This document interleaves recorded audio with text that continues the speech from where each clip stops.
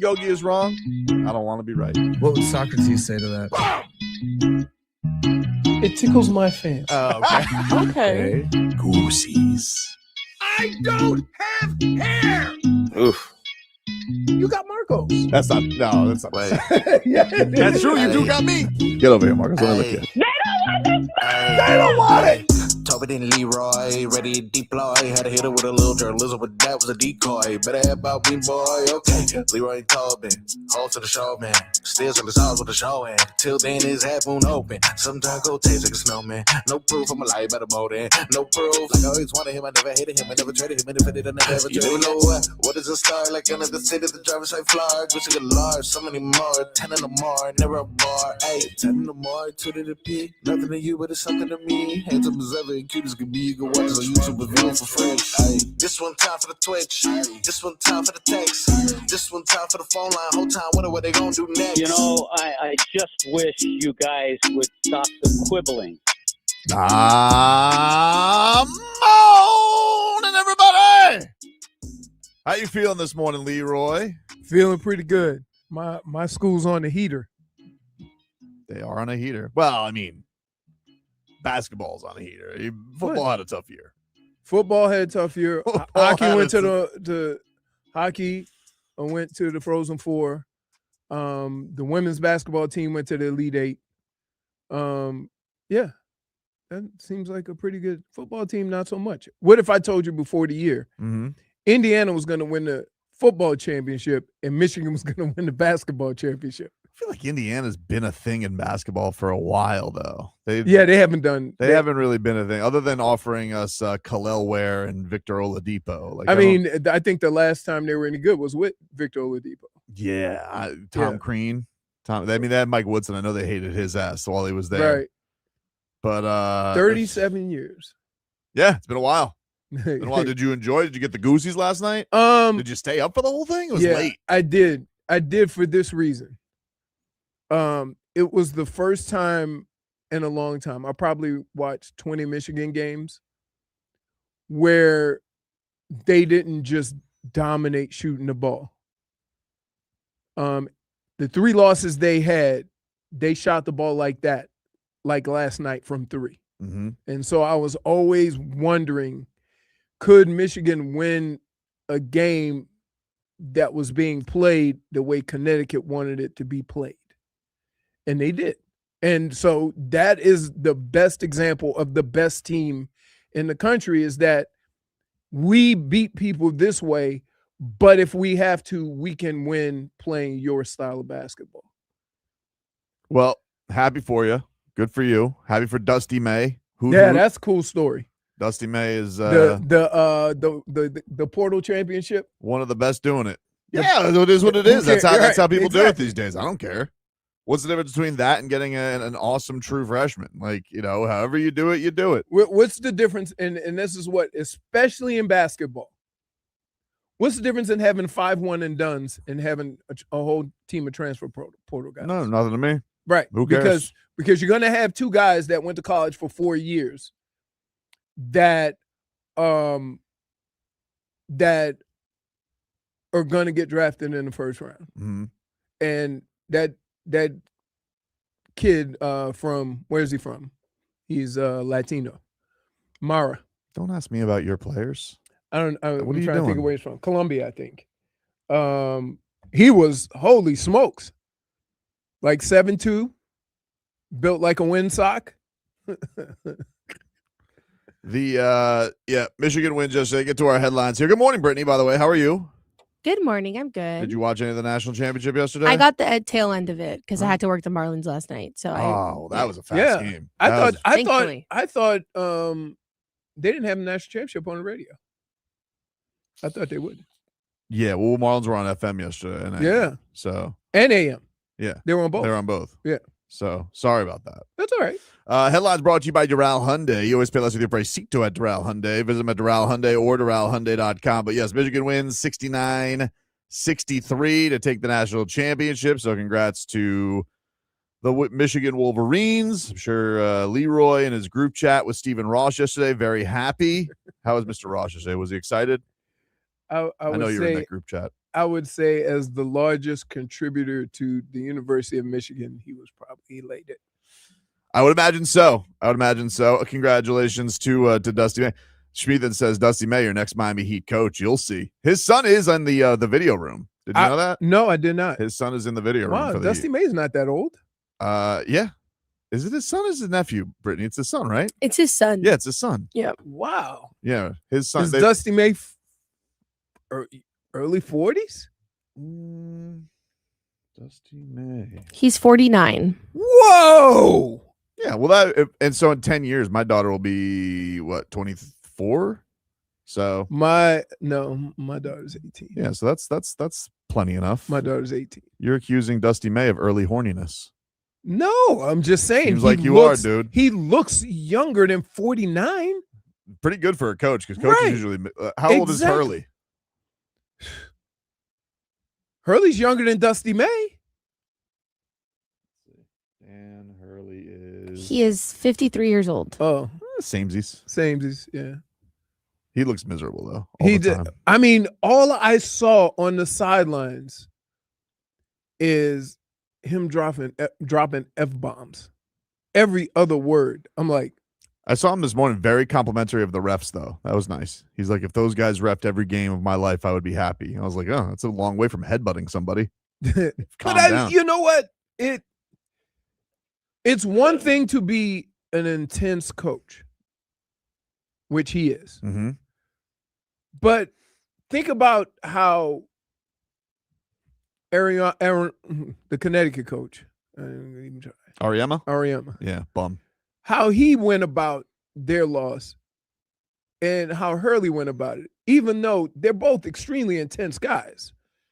You know, Hurley has a way of being intense, but like he really hates refs. He really hates refs. I don't, maybe I'm blanking because I'm not like the biggest college basketball fan in the world, but I don't recall him like losing it. All coaches are like that with the refs, except Dusty May. But he's he's definitely like will have rants on press conferences. But Gino Ariema is legitimately known as like a huge sore loser, right? And I just don't understand it for being as dominant as he is. You can't if any of the young ladies on his team were to behave like that and be sore losers,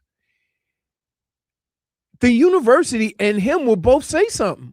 Yet he does it all the time. And one of them will say, hey, I'm just being like you. Yeah. So I don't know. I don't know if Dusty May will end up. We did see yesterday Michael Malone is now the head coach of North Carolina. That one kind of swerved me a little bit. You didn't see that yesterday? No. Yeah. Former Nuggets coach Michael Malone is now the head coach of the Tar Heels. College is a little different. A lot of people thought he was going to get the Orlando job. It was a little surprise, but apparently his daughter plays on the volleyball team. Don't pull a Brett Favre, Mike. But it was but yeah, that was a little bit of a surprise yesterday. Yeah. Even though, he wears Tar Heels gear all the time, it was just like they kind of pulled the Miami Dolphins, snuck that one. Yeah. A little bit. I was like, really? Because national championship. It was just reported over the weekend, like how many teams are probably like going after him, and there was some talk of Billy Donovan because the Bulls are cleaning house, but apparently the Bulls love Billy Donovan. It's a weird dynamic, right? Because no matter how bad they never talk about getting rid of Billy Donovan, and he says he's not leaving. I don't think he deserves to be fired. I think Billy Donovan's a perfectly fine coach. His team is not very impressive, and I also am like, but I also don't think Billy Donovan is like this amazing pro coach. I mean, he was obviously a legendary college coach. He did the Yoki Doke on the Orlando Magic back in the day. Mm-hmm. That was a crazy. Do you remember that, Brittney? How you might have been way too young for that. Do you remember Billy Donovan? He was a coach for like a week. Yeah, Billy Donovan was he won. Was it? So did he? It was right after the second championship. Was it after the second one or the first one? Then he went back. I don't remember.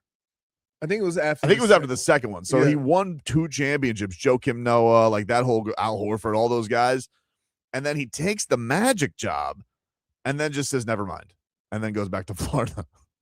No, I don't. I was too young for that. That was crazy. I was like, what? Who else did that? Who else did the never mind? Belichick did it with the Jets. Didn't McDaniels do it with the Colts? Didn't Josh McDaniels do that with the Colts? Oh yeah. I feel like he did a never mind. He did it with the Colts. I mean, Saban kind of did it here, but that was Saban just lied. He said he wasn't going to be the Alabama coach, but he did coach 3 years here. Oh, that's right. All right. Yeah. Kind of Bill Parcells. Like, he got here and then didn't do any work, and then just took Huizinga's money. I think after Stephen I think ass, when college coaches go to the NFL, I think the hardest adjustment they have to deal with is they're dealing with grown-ass men. And you can't and it's not like the Bill Parcells days where you just bark orders and they follow them or they're not on the team. Some of these guys are making 2x, 3 times the amount you are, and that becomes a difficult situation. So you have to get along with some of these guys that you may not like, that may not be your cup of tea as a coach.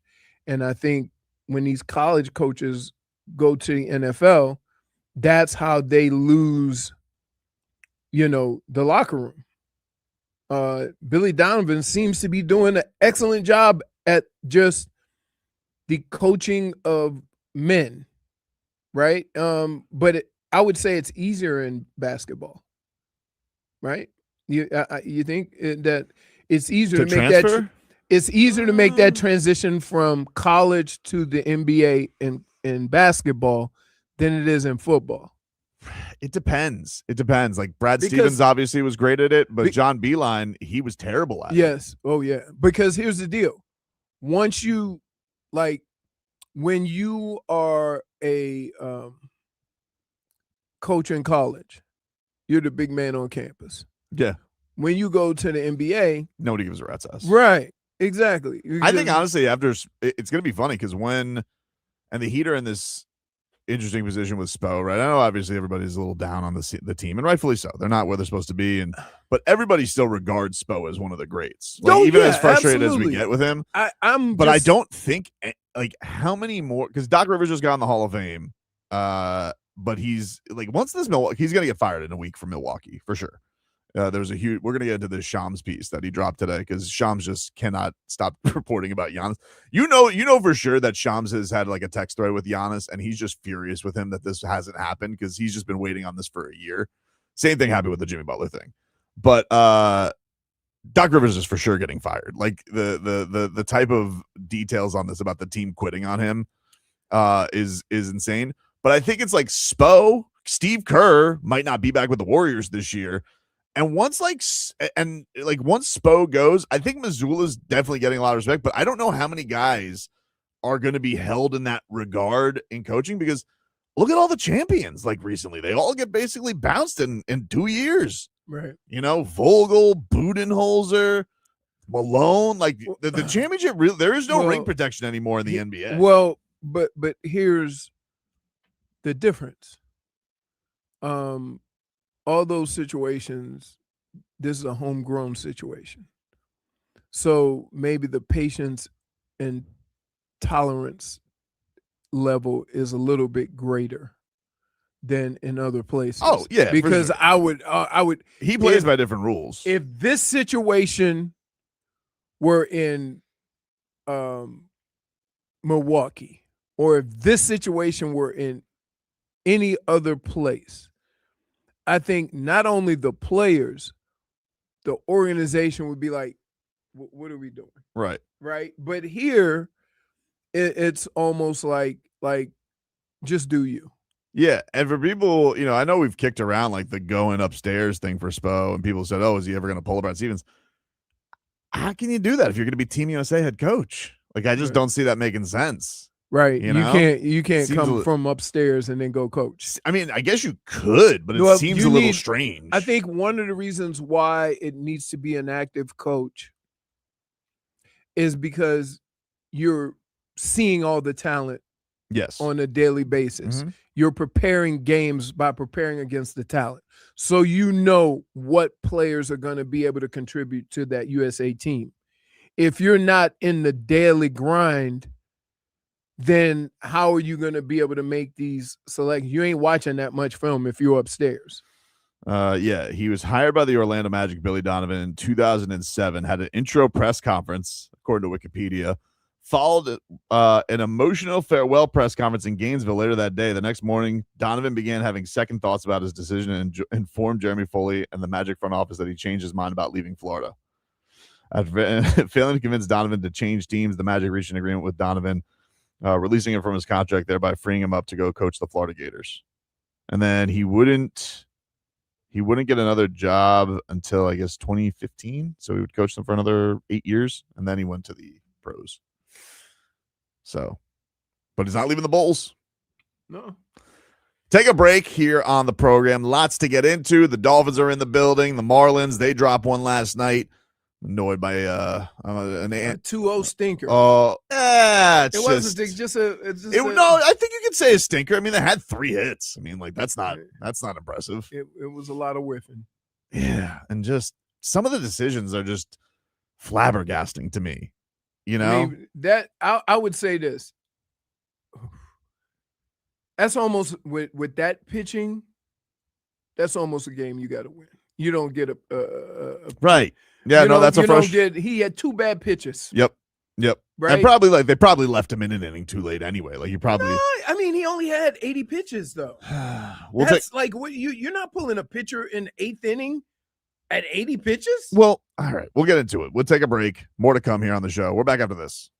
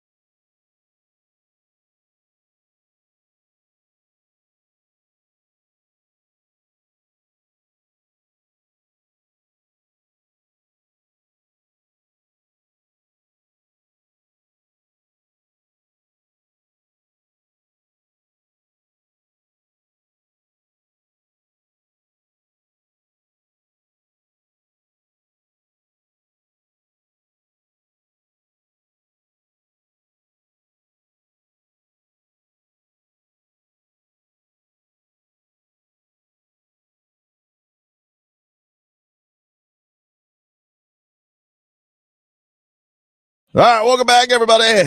Tobin and Leroy here with you on FM 104.3 WQAM. Leroy, can we get a weather update brought to you by Tornado Roofing and Contracting, helping you keep your home and family safe when the storm rolls in?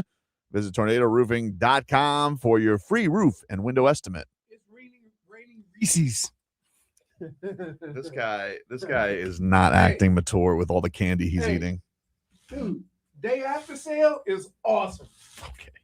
All right, so it's no wind, but it's miserable and rainy, and whatever breeze we have is coming probably a little bit out of the west. I saw planes coming in from left to right, so that would mean it's coming a little out of the west, but it might be, I guess, if the wind is a little less than 5 miles per hour, you can land the way they would rather land, which is coming in from over the water. Hey, bro, this isn't the plane report. Just give us the weather. I'm telling you, I'm just giving you the weather. Okay, it is around 80 degrees, rainy, and that means that wherever you need to go, leave a couple of minutes early because people, as soon as it drizzles, people in South Florida can't drive. And no wind. 5 miles an hour. All right. Less. Well, Hold on. he's a golfer, ladies and gentlemen. No, we're good. I need to close the window, please. Why? Oh, you're lighting? Because of backlighting. Yeah. All right. Didn't realize there were a bunch of Scorseses around here. We are. I mean, I would rather not look like a spot on the camera. Okay. Yeah, you don't have that problem, ghost man. Wow, that's harsh, dude. No, Jennifer, you would look like me if Jennifer was here.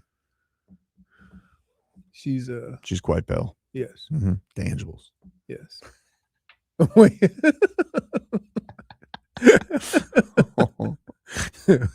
She's there.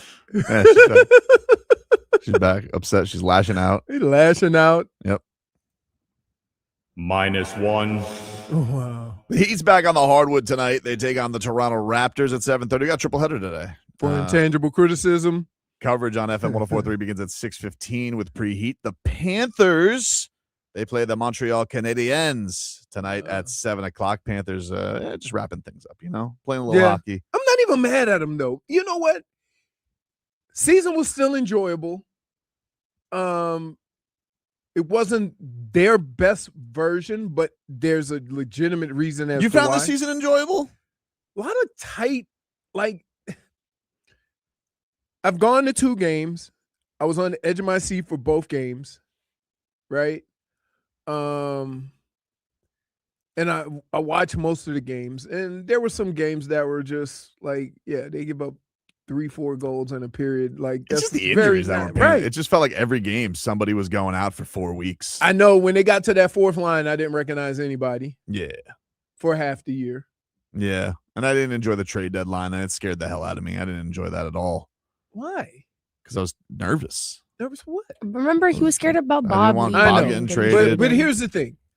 The smart thing that happened, and here's what, I like about what happened during the trade deadline. You have to be honest with what your situation is before you make a move thinking you can make it better. And their situation was health. That's it. They have a good hockey team. They've been in the last 3 Stanley Cup finals and barely were healthy in all of them. Yeah, that doesn't take away the angst that I had though. I mean, Yeah. AJ Greer, David Dork reported AJ Greer had said his goodbyes and cleaned out his locker. He thought he was for sure gone. Really? Yeah, it was. I think both of those. I don't know about Bob, but because he had the no movement, I think he had a little bit more control in it. But I think Greer for sure. He's like, I'm a free agent. There's no way I'm going to stick around. I did that, and I was gone. I said, guys, You were right. Uh-huh. You nailed it. I knew.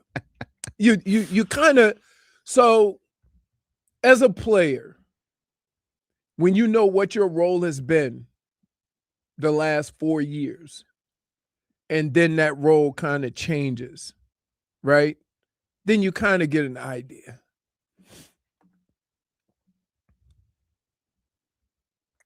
That's it. That was a weird ending. Like your tone just kind of like No, you there. kind of get that feeling like, wait a minute, this is what I normally do. You got somebody else doing it. All right. The series for the Marlins continues today against the Cincinnati Reds. They take on they will have Sandman on the hill today, fresh off his complete game shutout. I hope we aren't faced with guys throwing gems and no run support. That sucks. Yeah, well, can I tell you one thing that just like this is the one thing, and this is almost like me yelling for no reason or just being upset for no reason because it's like nothing's gonna change. But I'll never get over this wave of baseball where we do the lefty righty thing for 3 straight games and decided to take one of our hottest hitters out of the lineup. That does, but it's I'll never understand it, and I'll never like it. Here's what it is, and here's why I have a problem with it. All these guys have been hitters their whole life, the guys who can hit. And at every level, they've been the star hitter. So nobody took them out of the lineup because some team they were playing decided to go left and you're a lefty, right? They don't do that because they go, this is our best player. So I don't understand why that's a thing now. It is. And it's like you do one of these things like here's the other reason I don't like it. You know, like Owen Casey, he's come out, he guns blazing to start the season. You know, they're rolling, they get to New York, and then they get to the second game, they're like, we're going lefty, lefty, lefty. Sorry, Owen Casey, you're not playing. And I'm sitting here thinking to myself, like, all right, I'm sure Peter Bendix has more numbers than I'll ever have, right? Mm-hmm. For whatever their reasoning is. Mm-hmm. But baseball is also a rhythm sport. It's also an in-the-zone type of sport. You're going to go 3 straight games and just make this guy a pinch hitter after the start of the season he's had? Right. What sense does that make? He's earned the right to let's kick the tires and see if he can I don't hit know a if anybody's earned the right. I just don't. I'll never understand the logic of that. Okay, 1 game, 3 straight games? If baseball's really streaky, right? Yes. You have, and if you have a guy on the heater, you go, let's see if he can hit a lefty, right? Like that. What's wrong with that? You're not like, oh no, God forbid you have a left-handed hitter against a lefty. I don't get it. The guy's not going to cover off the ball. Let's see if he can hit a lefty. Yeah, I don't get it. And the other thing, and then the same thing with Liam Hicks, who like Liam Hicks was leading the league in RBIs to start the season. Right. You know, like he's still among the league leaders. And they're like, we'll save you, pinch hit you. Like what? Why? Why? What logic does that make? I don't. And they're going out there, and we're going like inning after inning, and nothing's getting put together. And I'm like, well, I don't know, dude. This is me. Call me crazy, but maybe, just maybe, you don't need to have like Leo Jimenez and Slater continue to go out. Like, let them get in there when these guys cool off. But right, I don't understand that. I won't get it. I'm never gonna get it because look. Sure, certainly some guys stink against lefties. That would be the equivalent. They don't get them out, but like 3 straight days. So you're just taking them out for a series because of a pitching match. And to put it in perspective in another sport, it would be the equivalent to Kalel having a double-double in the first quarter, 10 points, 10 rebounds, and then the other team goes small, so you take Kalel out. That's kind of what it, how that looks. Like, who cares? So he can block a little guy. He's tall. He can take advantage of somebody in the post. Meanwhile, they got Marsee. They're running him out. Now, Marsee, I felt a little bad for because he hit 2 balls really hard yesterday. But then in the biggest part of the game, whiff. I'm just like. I will fight you on this one. And here's what I would say. Baseball, if you're 30% of your job, you're damn near a Hall of Famer, right? What are you fighting me on? When you say the guy hit 2 balls hard and then he whiffed when we needed him, I'm like, it's only a 30% success rate. Yeah, well, his success rate is now he's hitting 105 for the first 10 games. I understand that. But to say, oh, he didn't get a hit when it mattered, they're trying to get a hit every time, but their success rate is only 30%.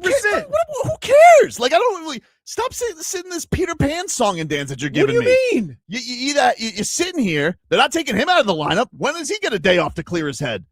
I'll hear that argument. But to say that a baseball player can't get a hit when you need it, it's like, yeah, they fail 70% of the time. Okay, dude, you're great. Congratulations. Is that not congratulations? Is that not real? Is that not reality? Some of your biggest hitters are batting 270. Mm-hmm. That's pretty good. That's pretty good average these days. Right. Mm-hmm. So how can you pick and choose when you get a hit?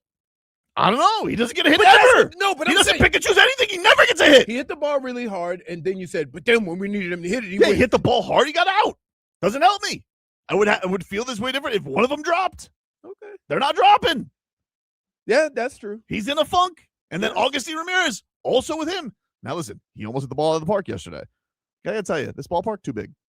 We need a Yankee Stadium. It's like old Marlins. It's like too big. It's too big. Like, everyone is like a warning track shot. I'm just like, oh. It'd be out of half the parks in the For sure. Right.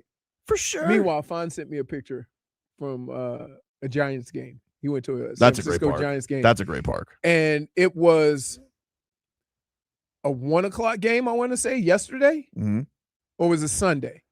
And it was packed. Or it was Monday. Mm-hmm. Packed yesterday. Packed on a Monday. I'm like, holy smokes. I just don't get it. And I'm never gonna get it. I'm never gonna get the lefty. I'm just gonna be like thing. sitting here and I'm like, okay, these two guys are hitting the cover off the ball to start the season. Okay, you have a matchup. You're like, but then, what? Don't just hit a certain point where there's diminishing returns on that. And so, like last night, there's 3 hits. Great. And we didn't play Liam. We basically waited till the 8th inning to play Liam Hicks and Owen Casey. Smart. I would ride that. Like, that's too cute. Yes. And I would say this. Your team is built a certain way that you don't have like the perennial star, that, this guy got to play under all. So you kind of have to ride the hot hand. Yes. And like, you're making it sound like your team is so good you can play the lefty-righty thing. And I'm like, no, if a guy's hitting the ball, if a guy's getting on base, then you got to ride it because that's who you are. Yeah, I feel like I'm going to be yelling into the wind because they're going to do it. Just what Peter Bendix is going to do when he puts these lineups together for McCullough. But it's just, I'm like, all right, but who are you replacing? Slater? Guy was like, he's been here for 3 seconds. I've seen him throw a guy out, and that's it. Right. So I don't know. Whatever. And don't tell me, Sutton Steve, I'm already losing about the Marlins. I'm not losing it. I'm not losing it. You kind of losing. I'm not losing it. You kind of you're on the verge. I'm not losing it. Okay. Perfectly reasonable reaction to yesterday's game. All right. I mean, sitting here, Jansen Junk, poor guy's out there. He's mowing through everybody. Can anybody get him a run? No. You're sitting here, you're telling me, oh, Jakob Marsee. Let's go. Where's all the promise? It's time to. All right. I don't want to send you the Jacksonville Jumbo Shrimp, but I will. I don't want to. You send people to Sioux Falls all the time. Jacksonville Jumbo Shrimp and the Oats. Like, just out of the blue. Another game like that, buddy. You're going to the Oats. I'm like, dude, they've been playing baseball for 2 weeks. I know, but you're like like end of the season playoff. I'm not. Yes, you are. You're end of the season playoffs on the line. Feel how I feel. Tobin. Feel how I feel. Okay. I feel how I feel. What am I supposed to do? Just not? I feel nothing. Listen. I agree with you, but I would say, kind of temper that a little bit because it's early. Jennifer says, screaming, I'm not losing it usually means you are. I'm not losing it. Stop telling me I'm losing it, Jennifer. I'm not losing it. All right? a perfectly reasonable reaction to an April 6th Marlins Reds game where they got 3 hits, 2 of them by Otto Lopez. Leo Jimenez. What is he out there for? You're sitting there with your computers. Let's go. Need somebody to have some feel to the game. Anyway.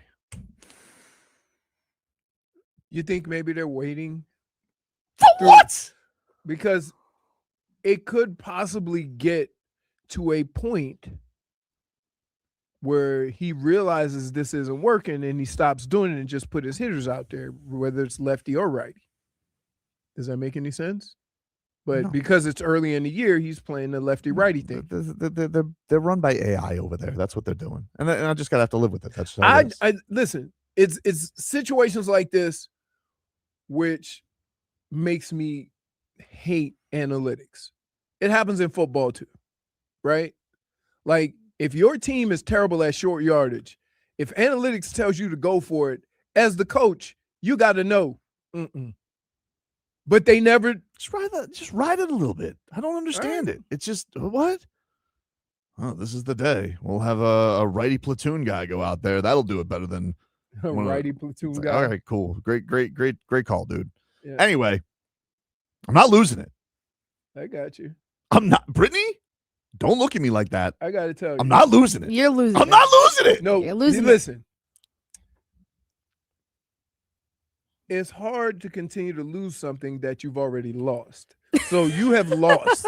So I've you say, lost it. I'm losing it would be you're heading towards that. No, you lost.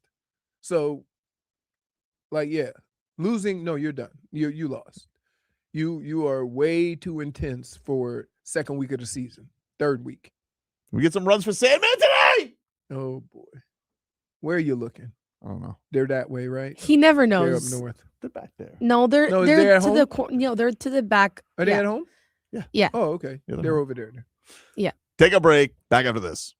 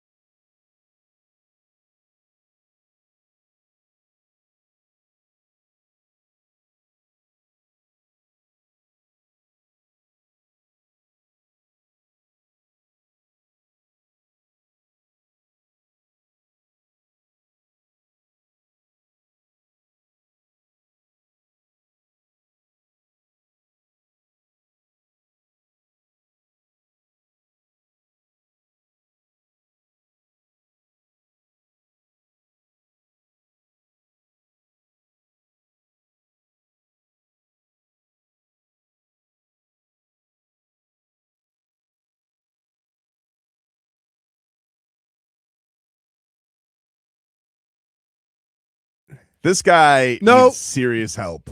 No.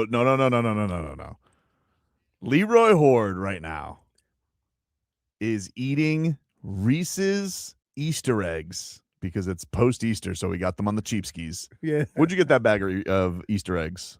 Publix. No. How much did you get it for? Oh. It's still on the bag. The discount is Yeah, still on the bag. I He didn't showed even- me. I froze that too. 2 for $6.50. 2 for $6.50. Did you get 2? I got 6. I didn't want to, because if I would have left, -1. if I would have left the other bags there when I came back, the only thing that was left was white chocolate. Okay, so you Not got eating that. for roughly $20, you got 6 bags of Reese's eggs, peanut butter eggs. Guys, I cannot stress this enough. Brittney, I cannot stress this enough. I've been sharing. With who? Everybody in the building. You took one trip around. No, I I just went. have around. witnessed you already take down 8. I've been counting. That's just by me. I didn't know what went down the hallway trips when you were doing your Easter egg, thing. Dude, that's a lot of peanut butter you're taking down. A lot. And Brittney, he's also in denial. I know okay? he is. I'm aware. He's in denial because I'm sitting here. I said, that's bigger than a standard Reese's cup. And he goes, no. It's less than a Reese's peanut butter cup. He's crazy for that one. I looked it up. Is there more peanut butter in a Reese's egg or cup? There's actually analytics on this. he looks over at me before he gives me the information. I just analytics your ass. I'm like, what are we doing? Google AI, higher ratio. The egg-shaped seasonal candies have a better peanut butter to chocolate ratio with 54% peanut butter compared to 48 in the standard cup. Because they lack the thick, rigid edges of the classic cup, eggs have higher volume of softer, creamier peanut butter filling throughout. Yeah, that's why I like Easter. And then he has the audacity to hit me with, well, that's because I eat the king cup. You're going to go into the biggest sugar coma later on today. No, No, he's I'm gonna not. by the 1 o'clock hour. He's gonna be You're gonna- half asleep. You're going to be toast. No, I'm not. You're going to need 9 Cafe Bustellas to get through Yes. today's No, show. I'm not. You are, dude. You No, are. I'm not. You've I eaten 8 got up already. at 5. I got up at 5 this morning. Right. Went to the gym. Got a little workout in. Came home, took a shower, fought the traffic. Here. You've just Wow. told me your day, and that's cool. Since you've been here, you've been taking down nonstop peanut butter eggs. Like even Peanut butter's good for you. okay, fine. At the higher rate than you did at Halloween, though, dude. Like not good for your teeth. I brush When? in the morning and at night. And that's why you lost a tooth. That's fair. No, I didn't lose a tooth. No. You didn't lose a you tooth. did, dude. No, I'm you sorry. didn't lose a tooth. A tooth came out because it was a raggedy job. The glue wasn't in there good. That tooth been in there for like 3 years. Yeah. Leroy, I've had this tooth, my fake tooth, on. You want to know for how long? Since I was 6 years old, 20 She years, vividly Wait. remembers and the has championship. never. Can I ask you a question? Did they just put a big old tooth and you grew into it? Your teeth don't change the size, Leroy. She's like the gopher from Winnie the Pooh. Why are you deflecting it? Why are you encouraging it? So they ask you, Like they go, -1. do you want to put a 6-year-old tooth in and then we upgrade when you get to about 20, or your parents said no, Leroy. just put the big ass tooth in now, she'll grow into it. Leroy, clearly you don't know how science works. -1. Point for Leroy. Nothing. What? It's like when you buy shoes for a kid. No. We all grew into our little baby shoes. You had to grow into your tooth. I mean, we could give you the standard one now. She look like -1. she could have a kid. -1. You don't want her to have a kindergarten tooth? Nah, just give her the full-size chopper. How did this become about me? Because you what brought up the tooth. Because I was making a valid point before you began to deflect, and then the other one over here is just encouraging it. This is too funny. Just imagine. A picture of Just yourself. imagine. Can you send us a picture when you were 5? That tooth, the 6, that tooth they put in. Probably I'm more than sure. Listen, first of all, nobody has the same size teeth as when they were 6. right. Are you? Do I live on Earth? What Like, are you talking about? are you guys Really? okay? Because I'm gonna tell you now, every kid I see in like the 1st and 2nd grade look like rabbits with them 2 big ass teeth that grow in. Yeah, they separated. Right? Are you guys okay? No, you okay? Are you When okay? your baby teeth You know fall what it out, you get those 2 big teeth. And you can barely. You know close what your- happens is the rest of your body grows, not the tooth. Exactly. That's the That's the point. point. That's the point. She So probably- did- You know what it is? When you grow up in South Carolina, it just looks the Right. same. You know? Yeah, because they're all like. I didn't even live in South look. Carolina at that time. Hey, Dambo, I got this big tooth. Don't worry, your body will grow into it. She's got one of them hand-me-down tooths. Whatever. How did you break the tooth again? I got hit in the face with a shuffleboard puck. Oh, that's Oh my goodness. So wait, I'm baby so glad teeth it's and so adult funny. teeth are a thing. Yes, but Leroy, I had my tooth already when it broke when I was 6 years old was already an adult tooth. I had already lost that tooth. at So let me 6? get this straight. I've been toting these teeth around since I was 6. Since you lost all your teeth, since you I lost got your a baby picture teeth, of me as a 5-year-old. I was a those little are the person. same teeth. Those are the I same was a teeth. little dude. Those are They the same gotta- teeth. You would imagine the dentist has to put like a wider version of the tooth in there just to play it safe, you know? Well, the thing was Yeah. is that all So my you probably all your other teeth were like size 10. He gave you like a 10 and a half, 11 tooth. And then everything else caught up. whatever. I don't have the energy for you This is very- guys it's really today. been a sensitive spot. She doesn't like that. We No, said she had Right, the big 'cause tooth. you This is brought like up you're the tooth. insane. You Because I brought was up the trying to tooth. make a point because my tooth has never come off at any point, and it's not even a permanent tooth. It's literally a cap, like you said yours was. So that was the whole point of this. Is that it's crazy that you lost your cap, and But I've never the lost problem my cap. Is that listen? Of course, it never came out. They fitted you with a walrus tusk. You know, can we go to break?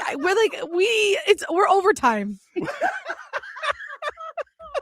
We are overtime. You brought it up. I wasn't even thinking about your teeth. Then you I brought was it up with it. making I've had a my tooth. point. I've had my tooth since I was 6. I'm like, wait a minute. We got this giant one we got here at the South Carolina dentist. Like, One size fits all. You go into it, don't worry. oh my goodness. It'll be like you have 3 teeth.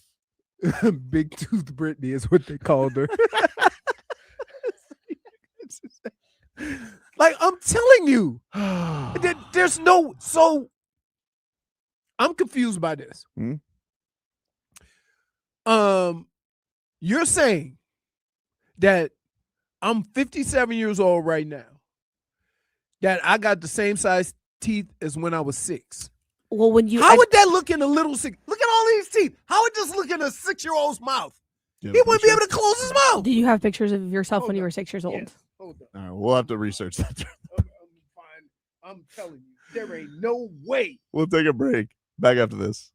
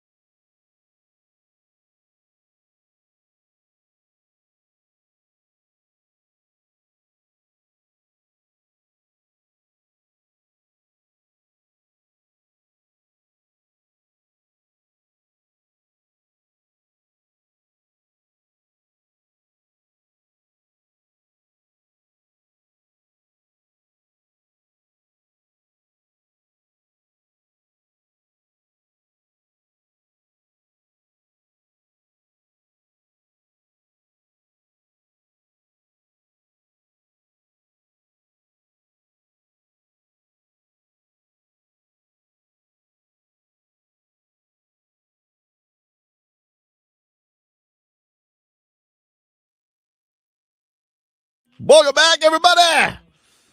Tobin and Leroy here with you on FM 104.3 WQAM. Take you guys up until 2 here on the program. Get to our headlines this hour, which are brought to you by Doral Hyundai. You always pay less with your price Cito at Doral Hyundai. Visit us at Doral Hyundai or DoralHyundai.com. We'll play a little Damage is Done, my friend, coming up later on this hour as you guys get it at this point. Say what the damage has been done. What's that? I see it's a crow, but like what like you're showing it without any context. Jennifer. That's probably why I took it. That happened the other day. Did I show you the hawk that died in my yard? You didn't kill it? Because I didn't kill it. No, I didn't kill it. I found it, I scooped it up and threw it out. Scoop it up. Let the other birds get it. Then they I'm won't not gonna leave a rancid ass bird dying in my yard and rotting away. Like there are already flies on it. They don't dude. rot. They don't rot. Okay. That's what the They don't rot. That's what the other birds You listen to some of the things that come into your mouth. Leroy, can you please put the microphone the in other front of your mouth? The other birds, the vultures, eat them. Okay. That's like well done for them. They love that. Let me get this straight. If you saw something dead on your driveway or in your yard, you'd just be like, nature will get it. Yeah. You're not taking it out I'm not where and put it where? in the garbage? Garbage. Yeah. I don't want nasty garbage. All garbage is nasty. No, but I'm saying like if you leave that dead bird there for a few days. I can already tell that the Reese's is having an effect on you. No, it doesn't. You're zoned out. What are you looking at? I'm trying to find a picture. He's trying to find that we set him on a baby, quest listen, now. And hey, that was listen. I apologize. That was my fault. Listen, look at me. Yes. Get off the bit. Do it during the break. We have show to do. I was trying to. You're not helping right now. Fine. You're not helping right now. You're a child. Like you have no way to like widen your attention. So if I figured like I could have you do that and do the show, I would let you do it. But I know that's not the case because if it's a Twitter problem or you going down memory lane, I've lost you for the entire segment and that doesn't benefit anybody. What do you want to talk about? Sports, dude. Okay. Your team won the championship yesterday. Yeah. You know, good for you. They've been the best team. They were the best team in the country all year. Like, and the fact that they beat Connecticut playing Connecticut's game, because like, holy smokes, you don't usually win a college basketball game and miss that many threes, and the other team has that much of an advantage on you shooting the three. You usually don't. Well, they got it done yesterday, so that was cool. The Dolphins, they started their workouts today. They have phase 1 of their offseason program. Malik Willis has entered the building for the Miami Dolphins. Here's a looky-loo at that. This is QB1 entering the building for the Miami Dolphins. And the fans, I think they seem fired up. I'm looking on like social media. I'm like, first off, he's not Tua, so I feel How early in the morning is that? That's probably got to be like at the latest, probably a little before 7 a.m. Right. A little before 7 a.m. right now. That's what I would say. Mm-hmm. If I had to guess. Very dark outside. Yeah. I'm telling you what, you ain't getting me in no off-season workouts before 9. Not even if it was a new team? No. Really? What about when you're a rookie or second year? No. Really? Like you can do I don't your know. workouts all day, and then they had the But if you have meetings, no, that's when the voluntary stuff start, and that they have the meetings are at 11 or 12. You weren't there all day, right? You maybe have. I mean, you would know meetings. better than I do. Obviously, You they're have doing- like meetings for like an hour. I don't feel like they're going there just for breakfast unless you just want the free food. I don't know. No, they didn't have food. Well, they got food. You see that cafeteria they got. Yeah, but they don't. I don't know if they do it during the off season. What? Yeah. I feel like there's a chef there at all times. No. So what do they do during the offseason? They just have granola bars? I don't know. I'm guessing they have something, but I didn't. Guy says QB1 checking in. New era of Dolphins football. A new era. One guy just I'm goes, really Tua excited. mad right now. I would like to see them play and I'm keeping in mind that it may be a struggle this year, but it won't be indicative of how he plays. Right? Yeah. They're I just mean, I not don't know. gonna be I don't know what the good. roster's like. It's such an incomplete picture right now because we Right. know that they didn't have any money to sign anybody. So they're going to be once again relying on young guys to step up right away. And hopefully everybody from last year steps up a little bit more. This has a chance to be a really good team for a long time if they get the draft right. And if the guys that were drafted last year end up being contributors, because you're going to be young, extremely young. The problem is if you're really that good, you're going to have a lot of guys that are going to be up at the same time. Greg says, this man has calves for days. LOL. Calves. Like his legs. He's impressed with his legs. All right. You can tell from the front that he has calves? According to Greg, he can. Huh. All right. He's excited. I mean, he was 6 foot? Yeah, he's like 6 foot, 6'1". Yeah. That's what calves look like when you're 6 foot. Like if you were 7 foot, those calves would be stretched out. Man, I'm just telling you what the fans are saying, dude. I got big calves too. You know why? 6 foot. Another guy says those calves are made for sprinting. Because he's going to be running a lot. Although one guy says, Nicholas says, backup QB making $20 million or top 20 money, SMH. Quinn should have been QB1. Really? But based on what you saw, Quinn Ewers could be the. JC says, block him. JC, I'm not going to block him. Block him. It's not he's not tweeting at me. He's tweeting at the Dolphins. Great. JC says, cut in a year. Really? He can't, like, without any idea. That's what they say. FinFan13 says, okay, I was out. Now I'm back in. I don't know if he's serious or not. Either way, funny. I feel like his number one quality right now is he's not Tua. That's it. Like, do you just get happy, Brittney, seeing Malik Willis because he's not Tua? Of course. We call that the new spouse. What kind of question is that? The new spouse, right? That's what that is. He's like, already you up to know, a you great know who's start. going to be the hottest girl you ever met? The one that's different from your last one. Same thing with boys, with men. That's just kind of how it does. You're just hoping for regular QB play, just genuine durability, mobility, and Yeah. normal answers from a QB. Yeah, That's and I would say, because here's how this is going to look. Malik's success is not necessarily going to be about how many yards he throws for, but how he continues to move the ball down the field with how they run it, how he creates, big plays, throwing it, and how he creates space running it. That's going to determine how good their season's going to be or how good he's going to be able to be at that position. So I know what's going to happen here.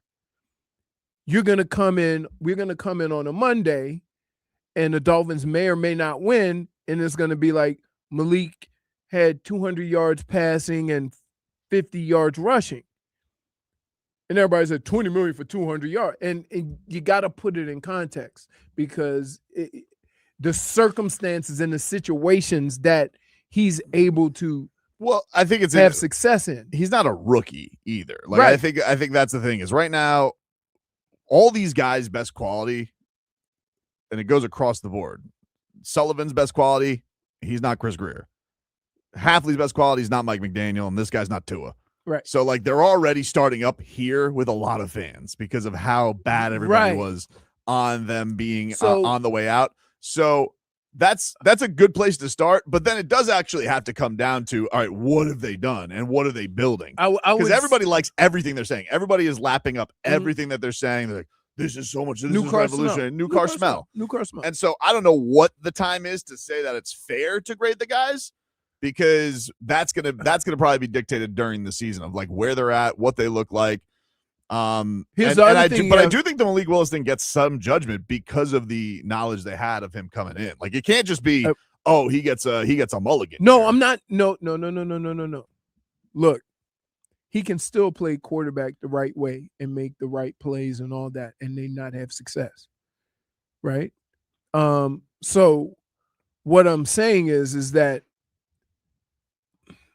he's going to be one of those quarterbacks where if you just look at the numbers after the game, it's not going to tell the story.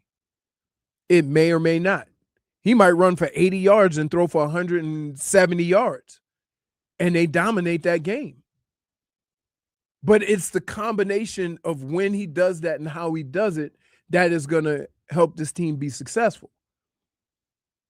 And we too many times just on Monday morning look at the numbers and not get the whole story. And I would say with him, because he has the ability to run, because they might run some RPOs, because they might do a lot of things with him and Achane, like the offense is going to look so much different that they're not going to rely on him just throwing for 300 or running for, a boatload of yards. It's going to be a mix of everything so that he might not have it needs the to big look like, numbers. I think it needs to look like it can compete. Like Yes. that's the thing. That- It's like, that's it. for many years, That's it. for the years of the Dolphins with the Tua and McDaniel era, like they were known as a team that could beat up on terrible teams, but couldn't really hang with real teams. Right. And so I think you want to see, obviously then play more physical. I think you want to see a quarterback, that can use a little bit more versatility because you're not Right. used to that with Tua. He's gone.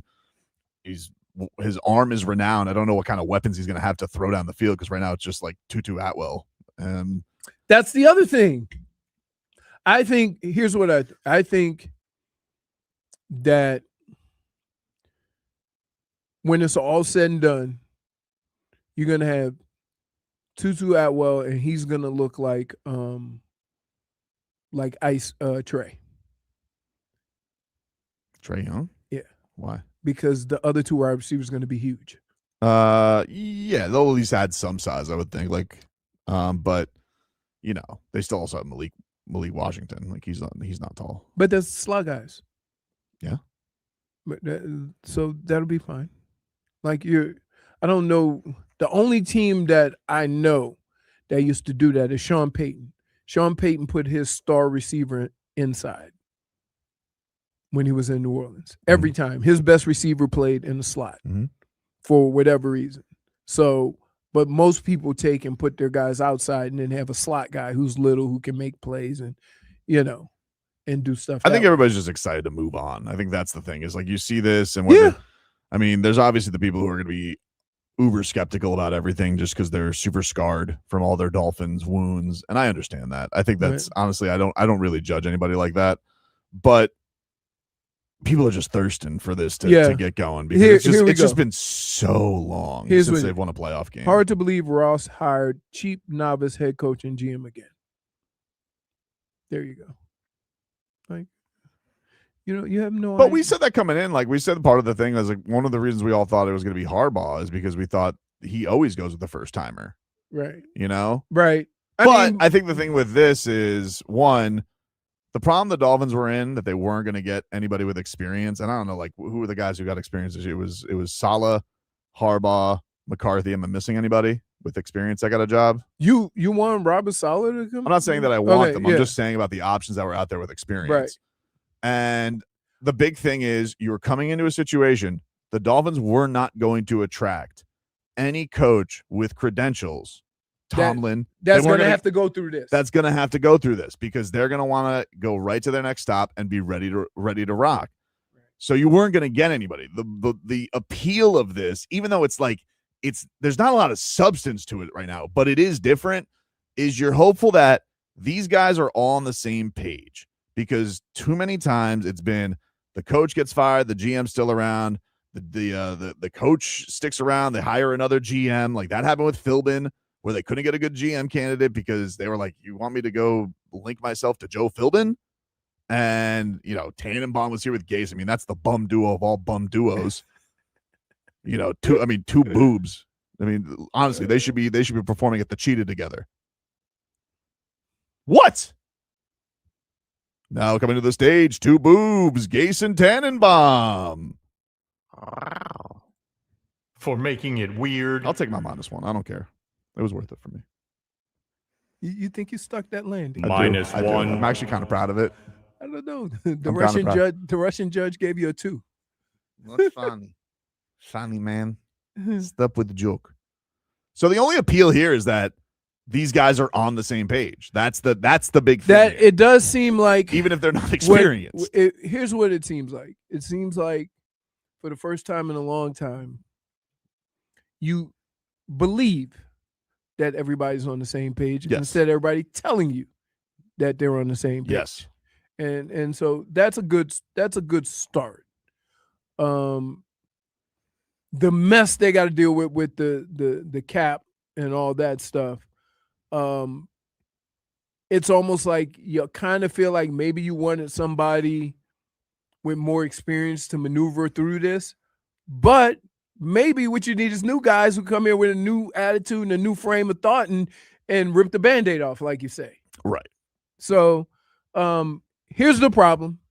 And they kept the cap guy who who knows all the mess too of like where everything's at. The problem is that I want to see something that gives you hope. Exactly. And as of right now, as this team is currently constructed, you're unsure. We're in a desert right now. Like we will literally we are We're no water.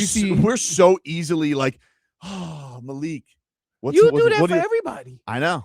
I do. You do it in every sport. I'm guilty of it, but I do think I'm like, I don't know why I like him, but I think it's just because he's new. Like that's it. Right. And it just ended so badly. And it's so toxic. And even like the dirt's still coming out, you know, like every week there's a podcast about how miserable it was here at the end. And it's like, well, we're such a long way from 70 points. Can I just say this? And you can always say whatever. You don't have to ask permission. Every coach that I've been on a team of that got fired. Yeah. This is the same thing. Like that's what they said as to why they had to get rid of the coach. Now, the one exception to that was Bill Belichick. He didn't do nothing wrong. They just wanted a new coach. Humbling guy said Chris Greer left us and it crashed in a ditch. No gas. No gas. Just left it. I almost ran out of gas trying to make decisions on where the cheapest gas is, realizing that you ain't getting $2 gas no more. That's the damage is done, dude. I was at Costco the other day. The line just to get gas at Costco. You know how much was the gas? I didn't even see. They don't advertise the amount very big.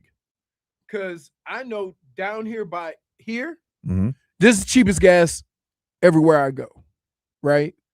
This gas here is 35 cents cheaper than by my house.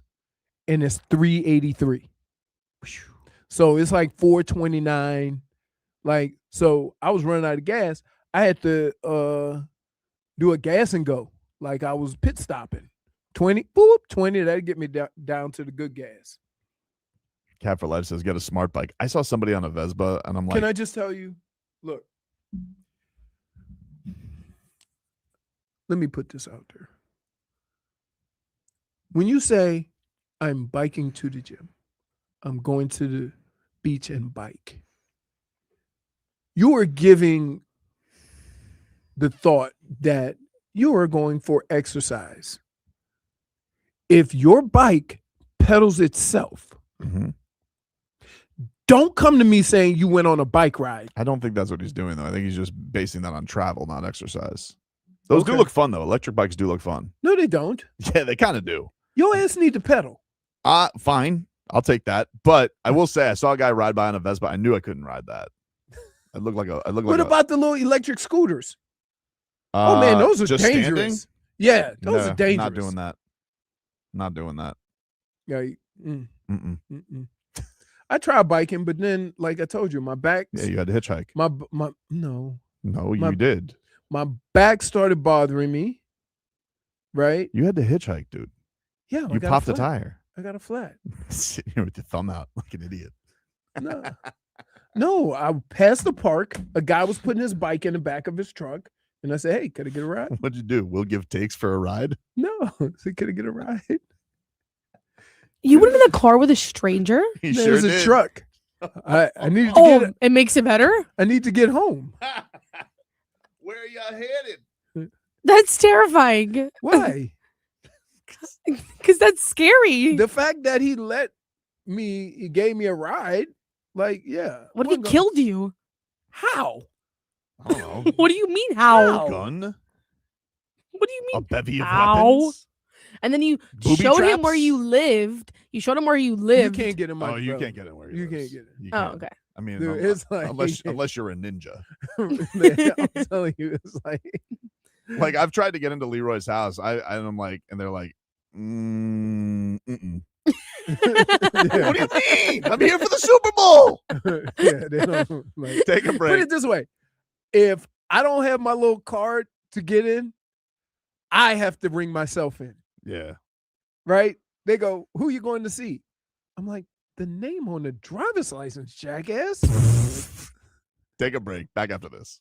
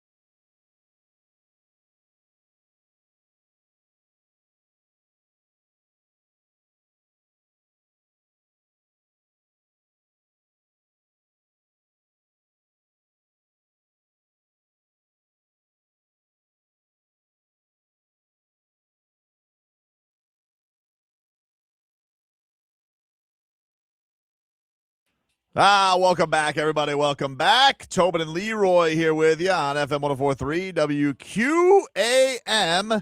Take you guys up until 2 here on the program. Leroy, we know two things about you. You love your Michigan Wolverines and you love golf. For all our golf fans out there, tell them what you got coming up here, dude. Turn your microphone on and let's start it over. Leroy, tell the people what you want, what golf is coming. Don't look at Brittney. Don't look at Brittney. You have a button right in front of you. Let's try that again. Do you want to bring on the music again, Brittney? We could just start it all over again. We can roll it back, or are you good now? I'm good. All right. Tell the people about the golf, Leroy. The PGA Tour is back in Miami. The Cadillac Championship is coming to Trump National Doral April 29th through May 3rd. You're going to get a chance to watch a signature event. That means top 50 in the FedEx Cup, plus winners. So it's a limited field. That means that, you know what? There's no two times. You can go out, take a spot. Everybody will come through. I love these golf tournaments because I get to see everybody play. Rory, Scotty Scheffler, JJ Spawn, Tommy Fleetwood, Ludwig Oberg, who keeps choking it up at the end. You're going to see all the top players. They have something special. You can bring the whole family. Up to 2 kids, ages 15 and under, get in free with a ticketed adult. You can buy tickets now at CadillacChampionship.com. Lovely. That place lovely. is, Remember they put us out in the grass. Yes, I do. Oh, yeah, it was a good time. Love it. I'm playing there Monday after the tournament. Yeah. Oh, that's kind of cool. Yeah, it is cool. That's kind of cool. When is it? Yeah. The 4th. Yeah. Awesome. Because one of the things for amateur golfer, not only I've golfed there before on several occasions, but you very rarely get to golf in the same conditions as the pros. That means all the holes, the greens are cut like just shaved, the fairways are perfect.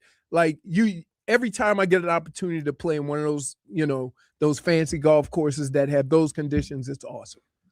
We'll take a break. When we come back, we'll get to our favorite Tuesday game. The damage is done, my friend. Oh, we might be talking about a rabbit.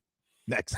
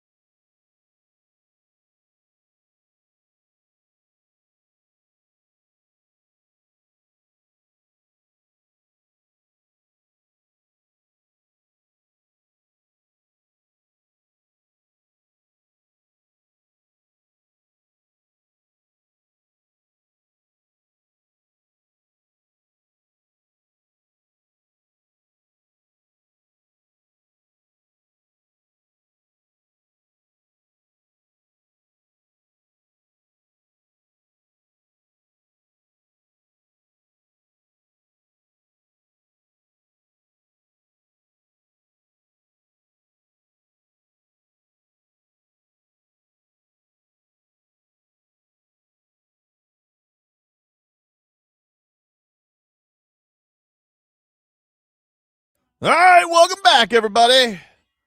It's time to get to our favorite Tuesday game. The damage is done, my friend. Go around the room, say where the damage has been done. You guys get it at this point, huh? So, you guys familiar with the Colorado Rockies? Yup. All right, they won yesterday against the Houston Astros. Good for them. You just like when the Astros lose, right? I'm fine with the Astros. I'm over it. I'm Okay, over it at this okay. point. Everybody's pretty much gone except for Altuve and All right. Jeff Bagwell. I once talked to him, and he told me he swears that Jose Altuve would never cheat, even though it looked like he had nipple clamps on. So do with that what you will. You know what I will say though that is annoying with instant replay and all this whole thing is like whenever there's a close decision these days, nobody can just leave the field. You know, it's always like hold. Doesn't there have to be like? I think from my standpoint with instant replay, I like there are things I obviously want right, but with baseball. I kind of feel like it has to be like ABS. Like you either call it or you don't. You don't get to have everybody look at the camera and then decide, right? It's like 20 people are looking at it and they all decide. They're all like looking under Should it be like one guy? It's always McCullough. He's looking back at the guy with the beard and the guy's like looking under the blanket at the iPad that has the feed. And he goes, no. Just move on. Should it be one guy though? Like I think it should they be the kind of do player. it. They kind of do it in the NFL. The one guy goes under the hood. I think it should be the player who decides, just like an ABS. Like the player, if you think you are safe, you got to make the call. Oh, so you're saying you don't want automatic? I just think it's just I don't know. Do you see that in the games, Brittney? Like where like every time there's a call that's close, we have to wait for Clayton McCullough, or not just him, any manager. Terry Francona did the same thing last night too, where they have to be like, if it's close, he puts up the old hold. Mm-hmm. Until they basically kick him off the field. That's basically how we're doing it these days. Look, baseball is moving faster. I mean, last night's game was basically an hour and 45 Well, minutes. it did help when the losing pitcher That certainly did went 8 1/3. That certainly did help. But I'm just like, well, I'm like, this is ridiculous. I have to wait for them to like get the proof. Okay, we're not reviewing that. It's like, no, you either review it, because then we have to wait for the umpires to then go watch the review. We have to wait for you to go through the review and the umpire. Like, I think the player should call it. And that's it. Jay Gatto said, "Boo-hoo, cry me a river, pal. MLB gonna MLB it." I guess MLB's been doing some good things. I'm telling you, games are going fast. The ABS is flying. Wasn't many games last night. The umpire had a good game. I think they only challenged very towards the end. Or maybe it's just a Yankees thing where they just. It's just like at the early. end, but that's UConn did it last night. He just like, what do they have? They have it's not a challenge. It's a review. No, they call Official review. No, they call it something else. I can't think of the name of it. Well, either way, I'm getting off the beaten path here. So the Colorado Rockies, they beat the Astros, who, yes, were once notorious cheats. And Troy Johnston had a good game for them. I'm already annoyed by his name because it's not Troy Johnson. It's Johnston. What's that T there for? Anyway, he was on the Marlins last year. He had a cup of coffee. He was drafted by the Marlins, right? Yeah. They waived him this year. All right, so he feels some type of way, a little petty. And he was talking about the atmosphere in Colorado. And I guess they had a lot of fans. Good for them. And he was just sitting here talking about, I love how many fans I never saw Marlins gear when I was around in Miami. Here was Troy Johnston after the game. So coming from the Miami Marlins, when I walk around Miami, I never saw a Miami Marlins jersey. I never saw a Miami Marlins hat. I saw nothing of the sort. When I'm walking around downtown Denver, they are really excited about the Rockies. They want the Rockies to be good. This is a sports town. We are trying to put a good product on the field. I think Paul's done a great job of that. I've never seen so many supporters of one team that I've actually been a part of and that I've been on. So this city and this team wants to win, and we're going to try to put the best product every night and do our best to win. Okay, here's the thing, Johnston. First off, you're not Sandy Alcantara, okay? He can say we have no fans. You can't say we have no fans.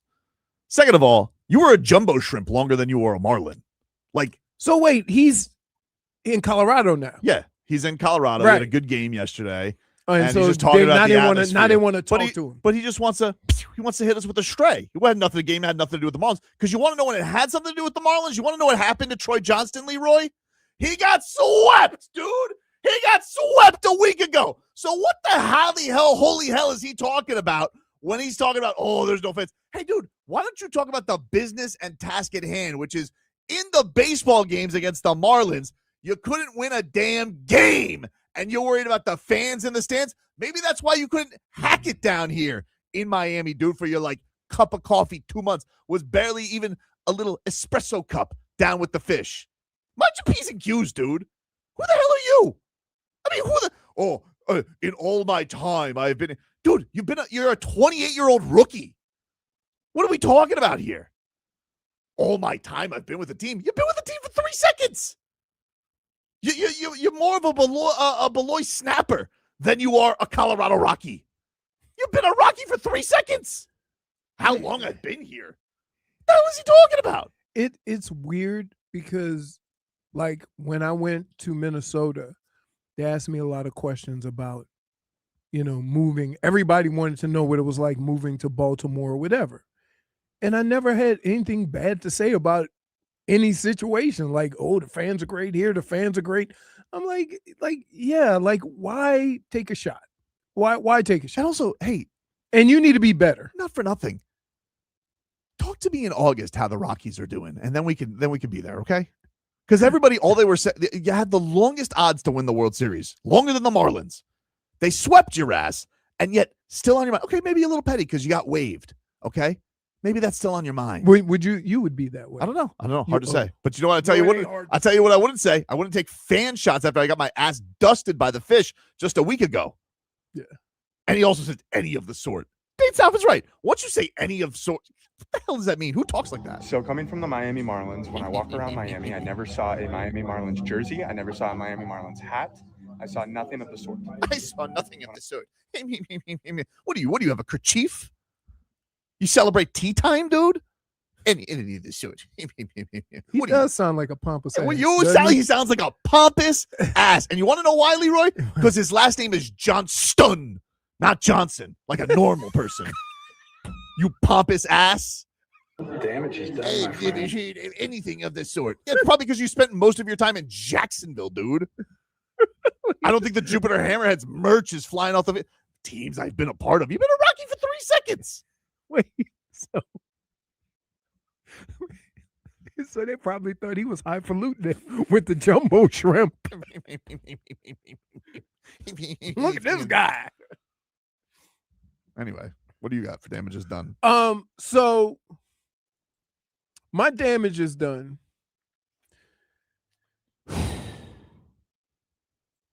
I'm gonna give it to myself. Swerve. On Monday, my eyes lit up like it was Christmas in July because I knew that it was candy sales, right? Mm-hmm. And so I asked Rebecca and I asked Mel, would you guys like anything? Mm-hmm. And I had been getting the jelly beans were buy one, get one even before Easter. I don't know why people don't like those Sour Patch jelly beans. Those things are delicious. You have a really serious problem, my friend. So, hold on. So, I asked, hey, anybody want anything? Rebecca says, get me the jelly beans. Okay. Mel says, don't get any more of them damn jelly beans. I'm hosing them down. Right? Fair request. My daughter looks at me and she goes, I know you're not listening to that. She was correct. I brought home 2 bags of jelly beans. Mel ate them. Wow. Ate one of the bags. Good for her. And she tried to hide them. And Rebecca came over and said, what's under your leg? Why are you guys candy shaming each other? And then she goes, I told him not to buy any more of those damn things. So I guess, I'm like, you hose down the whole bag. Damage is done. But it's my fault. Like, I'm but glad I like them too. I like doing drive-bys. You don't ever like going through your refrigerator or going near the refrigerator and you see, jelly beans. I'll grab a couple. Yeah, of course. Shake them up. Yeah. I'm a So normal I do it person. like that. I don't Certainly sit, not. Damage is done. I don't sit in front of the bag and hose the whole bag down. Date Stop says you're a sweets enabler. No, I'm not. Mm-hmm. I- You just admitted you were. My daughter asked me to get some jelly beans. But your wife did not. She said, please don't. I don't want to eat them. Okay, let me ask you a question. Sophie comes and asks you, Mm-hmm. and your wife says don't do it. Mm-hmm. What's happening? I'm doing what my wife says. Okay. I am. Okay. Brittney, what damage is done for you? I'm very upset at the Oh moment. my goodness. She was Why? almost Why? almost in tears. Almost in tears. Why? So today, the F1 Miami Grand Prix tickets went on sale. Okay. Her Super Bowl. My Yeah. Super Bowl. Mhm. You know how much this means to me. You love Yeah. it.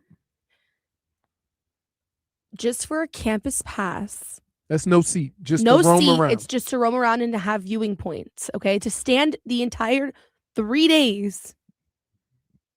$650. What? Yes. $650. How much is a seat? $650. Yeah, how much- how The much is a cheapest seat? grandstand seat for 3 days is $800. Ugh. What about like a one-dayer? So one about, day, like, for so race day? for race day, Yeah. just for a grandstand seat, $400. God. Just for To sit in those ragged-ass bleachers? Yes. I don't trust those things. They go up like a carnival. I thought I Why are you saw- laughing? This is not. I'm really like. I'm so upset. You guys like. I don't think you understand. I don't think you understand that. I'm so upset. Don't reach me That's so mean. That's so mean. Ethan Schmolnick says, put your tooth down as a baby. That's really mean. Okay, so what are you going to do? I'm not gonna go. What? Tobin, I can't afford that. You That's know a how lot. much I get paid. That's I do. Yes. Hey, That's a very expensive ticket. I said that I'm gonna try it out. All right. I know some people. that- Call Mr. Ross. Yeah. Mr. But Ross. here's the problem. Hmm? He doesn't go to the race. Oh, he goes for a No, he walk- doesn't. a walk- yes, he does. For a No, he little doesn't. hobnob. No, he doesn't. Everybody, well, he at least goes He to one of does- the events. He might go to the event. He does not go. He to the might go race. to like I've seen him walk. I've seen him walk around with Garfinkel. That's either after or before it actually happens. And Probably then too, he's the old don't like vroom vroom. So, Too like, loud. My damage is done goes to the F1 Miami committee for like pricing out real fans from this race, and it's just become an influencer event and a Yeah. celebrity, No, you're right. and it's become a red carpet event. And I'm really I'm like, I can't even express to you how genuinely upset I am. Like, I'm not even joking how upset I am. Oh, it's happened with everything in this town when it comes to events. Like they price everybody out of everything. It's crazy. It's just because it's become a tourist trap. Everybody wants to come down here for the show. Exactly. Well, So my damage is done goes to Damage that is because I done. paid $400 last year, which I thought was a steep price, but I got I went all 3 days. I stood all 3 days. I was just for a campus pass, and I felt like I got my money's worth because I got to do be a part of something that I loved. But $600 is just not feasible. Like, that's just insane. No, that's crazy. That's insane For to walk- stand. To walk It is- around it and is listen to vroom probably- vroom. by the way, it's probably one of the most expensive things to be a part of. Well, in the US, that's the problem. When Yeah. you go overseas, the European races are actually like decently priced, and you could honestly go for pretty cheap. The campus passes are like $200 for all 3 days. So here's what you do: You want me to go to Europe? take the $400, get you a ticket to Europe. That's what people do for music these days. Yeah, I don't And know. I'm considering it. I'm I don't know how considering we've it. gotten duped into paying $1 gazillion for everything because Europe doesn't. no, Yeah. They don't have to do that with fight tickets. They don't have to do that. They don't have to do that No, with fight pay-per-view. tickets are like super cheap. Yeah. They don't do that at all. Like all my family's going to see Bad Bunny in Europe because it's so much cheaper than it was to see him in Puerto Rico. Well, And so, I yeah. apologize. Nobody deserves to go more than you, Brittney. Yes. thank you. I appreciate it. What about NASCAR? Can you go to that? No. Tobin? It's Come not on. the same. That's like It's not the same. it's the difference between go and watch the Miami Hurricanes and go and watch Bethune-Cookman. Is it? Yes. Michael Jordan seems really happy. Yeah, he's into it. He can have so much fun at NASCAR. He seems more happy than he did when he was on the Bulls. Here's how I can explain it. F1 and NASCAR are like Canadian football and NFL. Hmm? Like, yeah, they drive and they race, but it's two different sports almost. Just everything's different. Can you get a credential? No, it's like super difficult because the F1 is ran by the FIA, and so it's a private company, and so they basically won't, unless you're affiliated with F1 in some capacity, they will not let you get credentials. Sounds highfalutin. It Sounds like it's run by Troy Johnston. Honestly, it is. It's a incredibly pretentious sport, and it's really upsetting. Sorry. I mean, you decided thing to be a fan. Same thing happened to UFC too. Like, it's like they go to every market and like nobody can afford tickets to go to these fights, especially for pay-per-views. It's like, it's ridiculous. Which is probably why they're better off doing it the way they're doing it now. And that was the thing, because it's a celebrity event, because the stark difference between Friday and Saturday, fan-wise, compared to what Sunday was there was over 100,000 people there on Sunday last year. And also all the celebrities you could think of. And then like Saturday and Friday it was empty. But do they even have like seats? Because usually they just go down and walk around. The celebrities? Yeah. No, they're usually in the F1 paddock. They're just there to hobnob. They're not even there to watch the race. They don't care about the race. No, like they Brittney don't care. does. Can I just tell you? She's a purist. I am. It is not like Mahomes who's sitting there just to be seen. Exactly. Can I tell you? You'd be amazed at how loud it is. How So loud loud. an F1 car is. It's loud. No, dude. Vroom, vroom. No. I'm No, telling Tobin, you, it's it's not so- even like It gives me chills. I get goosebumps thinking about it. If you stood next to, well, like when they start the car, you'd be like, oh my You God. ever change the tire on the side of 95? Yeah. I get it. It's way louder than that. It doesn't even Way compare. no, it's so dangerous. Dude, no. Okay. Dude, I'm telling you, just when they started, you would be like I'm stunned. basically Lewis Hamilton. I've done it. I've changed the tire on the side of 95. I'm basically Lewis Hamilton. It's as dangerous. Don't you dare. It's as dangerous. Don't compare yourself to Lewis Hamilton. I'm basically him though. Your car has 200,000 miles on it. 300,000. You ain't Lewis Hamilton. No, I think I am. You are the golf miles cart. does his car have? You are the golf cart that drives him to his car. Take a break. Back after this.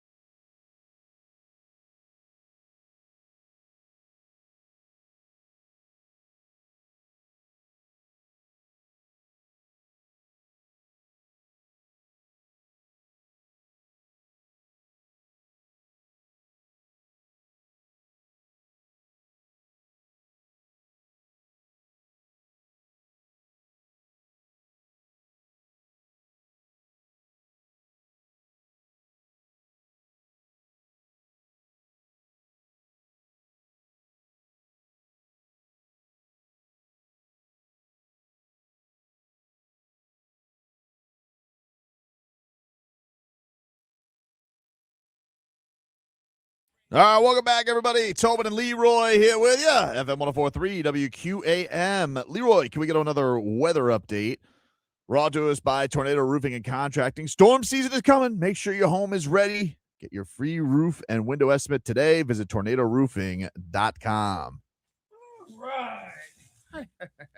Still no wind, but it looks like it's getting a little cloudier as the wind seemed to be coming off the shore, off the coast. So, no, they're still going out of the west, coming out the west. Winds 5 miles an hour. I would say it's got to be around 80 degrees because it's muggy, but it's not very warm. And I'd say the wind's about 5 miles an hour, 10 tops. But look for some rain because it does look like the rain is coming. Yeah, I was saying like flood warnings on my way down. Well, that's because we're east of 95, and anybody who lives in Florida knows you don't put a business east of 95 because it floods. What about beach businesses? I mean, that's different. That's different. You want to be on the beach because you're a restaurant or a club or whatever. Feels like I boxed you in. No, you didn't box me in. I feel like I did. Okay. Headlines are brought You to know you what by the hell I was saying. Headlines are brought to you by Doral Hyundai. You always pay less with your Pricito at Doral Hyundai. Visit us at Doral Hyundai or DoralHyundai.com. Marlins back at it tonight. They got Sandman on the hill against the Cincinnati Reds as they dropped the series opener yesterday 2-0. You'll be able to hear that on 790, AM 790 tonight, WAXY.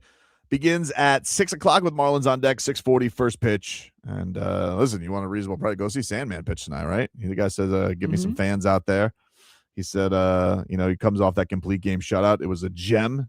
And so his first time out. So we'll see what Sandy's got tonight in the tank. The Heat, they're back on the hardwood tonight against the Toronto Raptors at 7:30. Coverage on FM 104.3 begins at 6:15 with preheat. Solana and Tommy Tig will get you going with all the action there. Looks like we're going to get Norman Powell back today. He has missed the last few games. You know what? That's a great question. Like, this team, good, bad, or indifferent, plays together when they have consistency. They've lost the last 4 where both the Olay twins play. So do with that what you will. All right. We do have, if the Miami Heat lose tonight, they are officially locked in to the play-in. So if they lose tonight, they cannot get higher than the play-in tonight. So all the talk about the 6th seeder on that is out the window, and Bam Adebayo will go cry into a pillow, I'd imagine, just for a little bit, just to be by himself.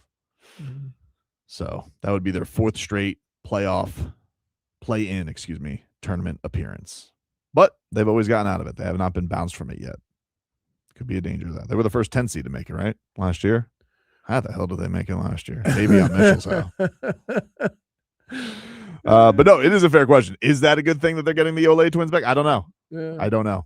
We'll get into the Giannis thing here in a bit because I want to get to that was some fascinating dirt that Shams did have a little bit of a Heat twist on it. The Panthers also back on the ice tonight against the Montreal Canadiens. 7 o'clock is your puck drop. And that you'll be able to hear on the AM dial tonight, AM 560. The Miami Dolphins have arrived for phase 1 of the offseason program. We saw some Malik Willis.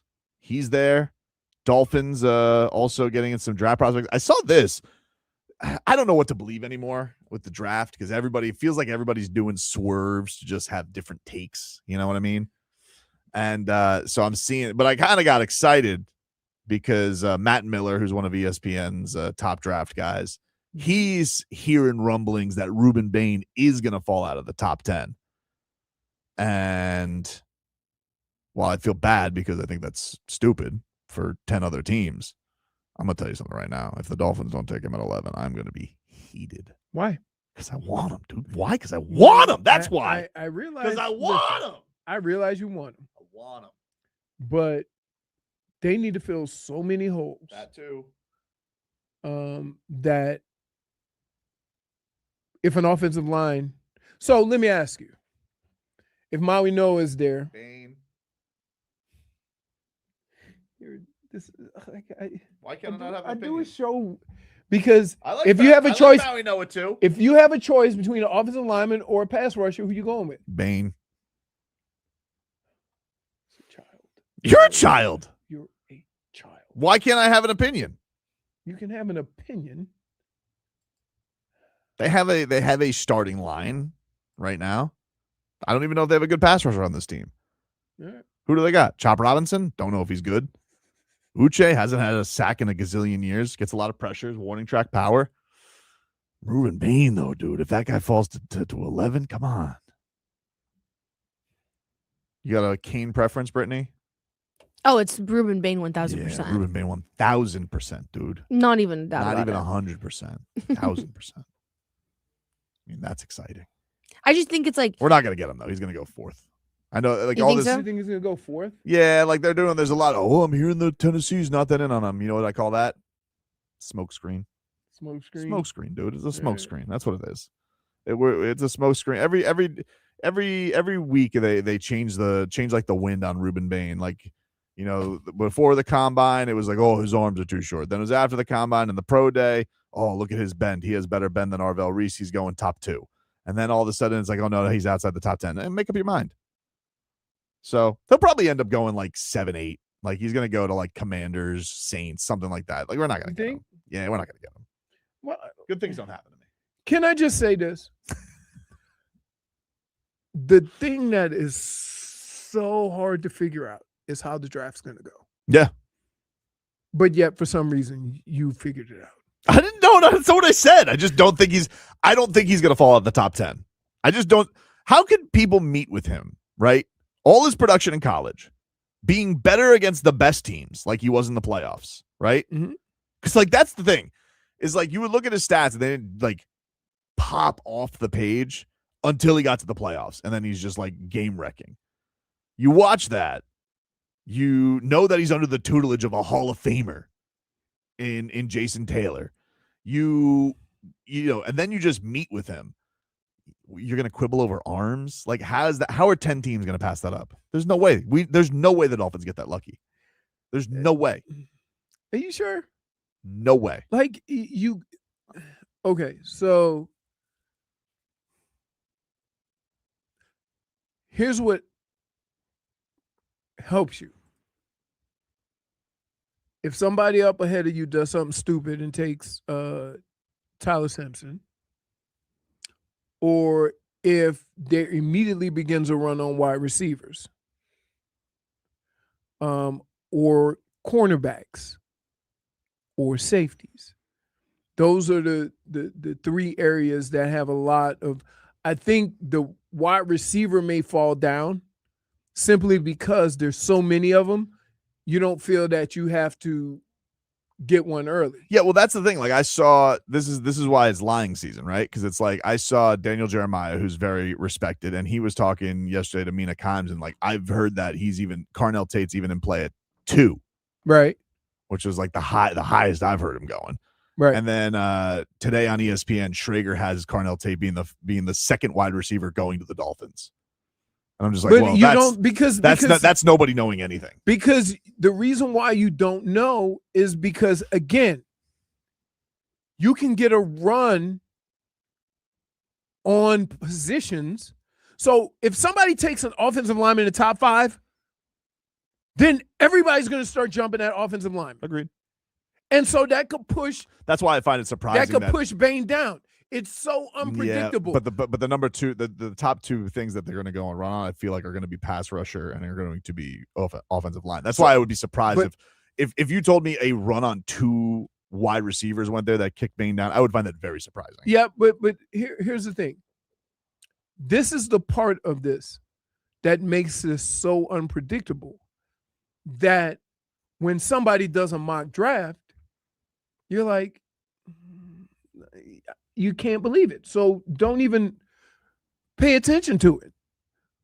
Because the top 5 picks and I give you a perfect example. You know how desperate some of these top 5 teams get. Mm-hmm. So if they start saying, oh, we want to get this guy now, and they reach up to grab a player, then that means everybody who thought the guy was going to fall to them They got to move up because they have access to a different guy. You understand what I'm saying? Sure. So what if somebody in the top 5 says, I'm going to take Ty Simpson? No. Dude. What? Why are you getting mad at me? I'm not getting mad. Have you been paying attention to the draft and seeing some of the things that people have done? Not going to happen. I'm surprised that Jeremiah Love is like being talked about as top 4. Because as good as he is. But let's think of this. The NFL is very cyclical. Okay? You have probably only 4 or 5 guys in the league. And I know people get on me about Derrick Henry and whatever. Derrick Henry's great. But there's only 4 or 5 guys tops that do what Love does. And that is Bijan, Christian McCaffrey, Achane, Gibbs, and maybe one more that I'm forgetting. That you can play them all over the field. They're going to catch a lot of passes. They are impact players in every area of the game. Not just pure runners. And they're fast and have a lot of speed. So when you look at Love, you're thinking he's one of those guys. That could be, some people could look at that and say, that's an impact guy right away. For sure. But I would say, like, if you're a team like the Titans, right? And those are like the guys who, like, obviously we know that Cam Ward is going to probably have, like, hey, you guys should get either Maui No or you should get Bain. But, you know, and I would want to get a weapon. But, man, I feel like every time I watched Cam Ward last year, he was running for his life. Like, that feels like Maui No. Unless he goes to the Cardinals, then, then that's different. He ain't going to Cardinals. 3rd? Why not? Why not? Yeah. What does that mean? That's so Cardinals.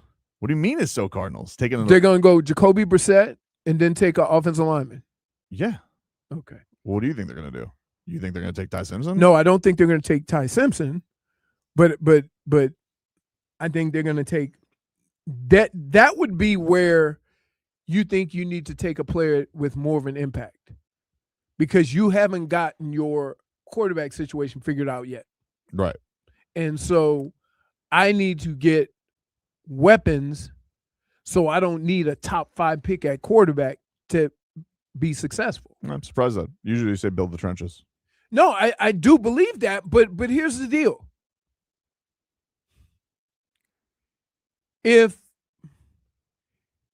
Can you tell me in the next 2 or 3 years another Love is going to come out of the draft? They don't come out that often. I mean, they said, those guys don't. I feel like I'm sure Love. The lowest drafted guy of all of those guys was Achane. Yes, by a lot. By a lot. Gibbs was 8. No, Gibbs was 12. McCaffrey was 8. Right. Bijan was what, 5, 6? No, he was top. Was he top 5? I think it was either 5 or 6, something like that. He's that kind of guy. Genty went high last year. Genty. I'm going to include him too, but I forget about him because team sucked. Right. You know, so they cared about how he was standing. They're like, don't stand that way. Right. So why can't I stand the way I want to stand? You know why he does that, right? I used to do it. So why can't he stand that way? It's a timing thing. So why can't he have his timing? Because why don't they let him do it? Because they're idiots. Okay.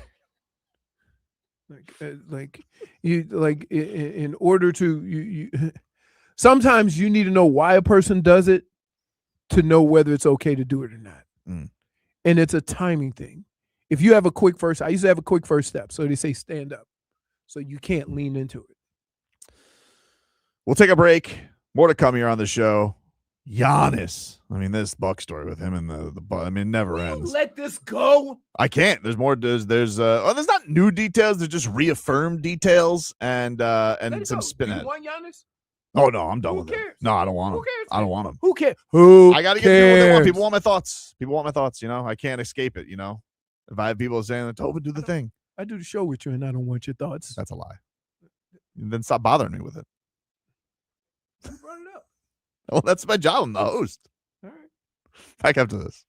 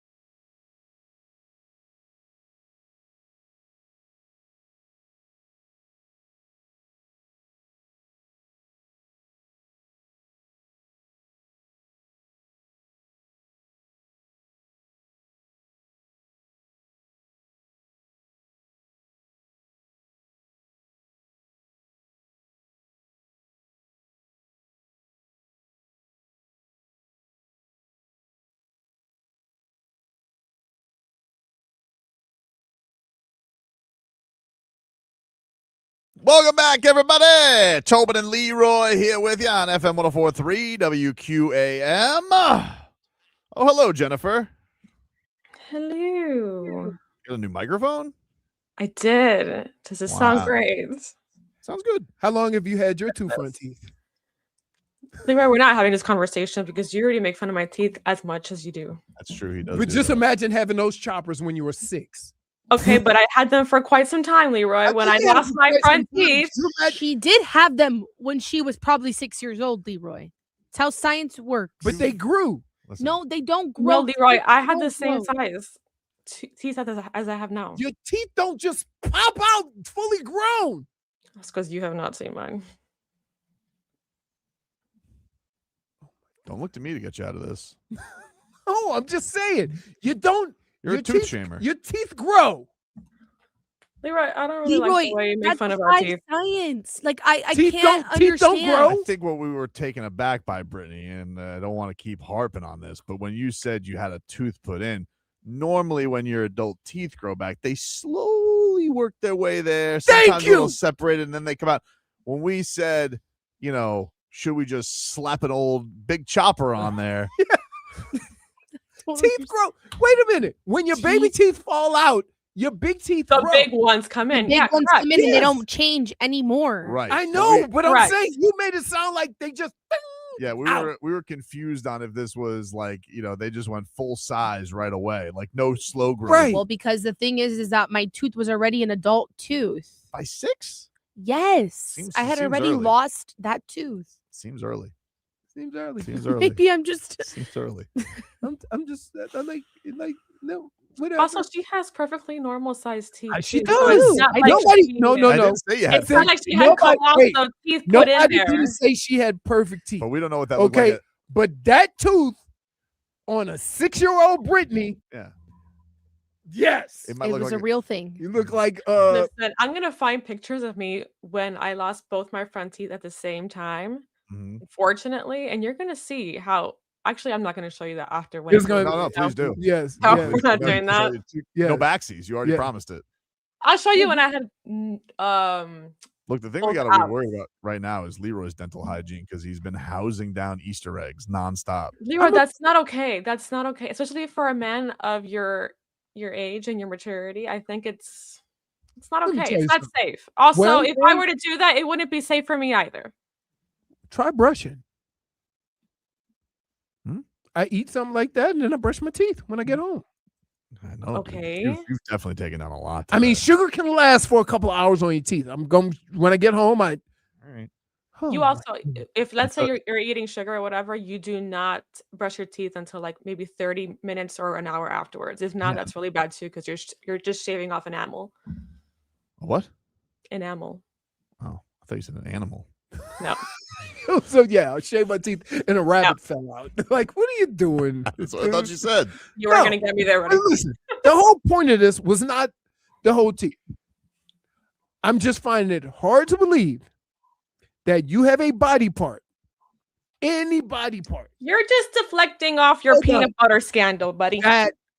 that is the same size as your 20s is when you were 6. There ain't nothing on your body.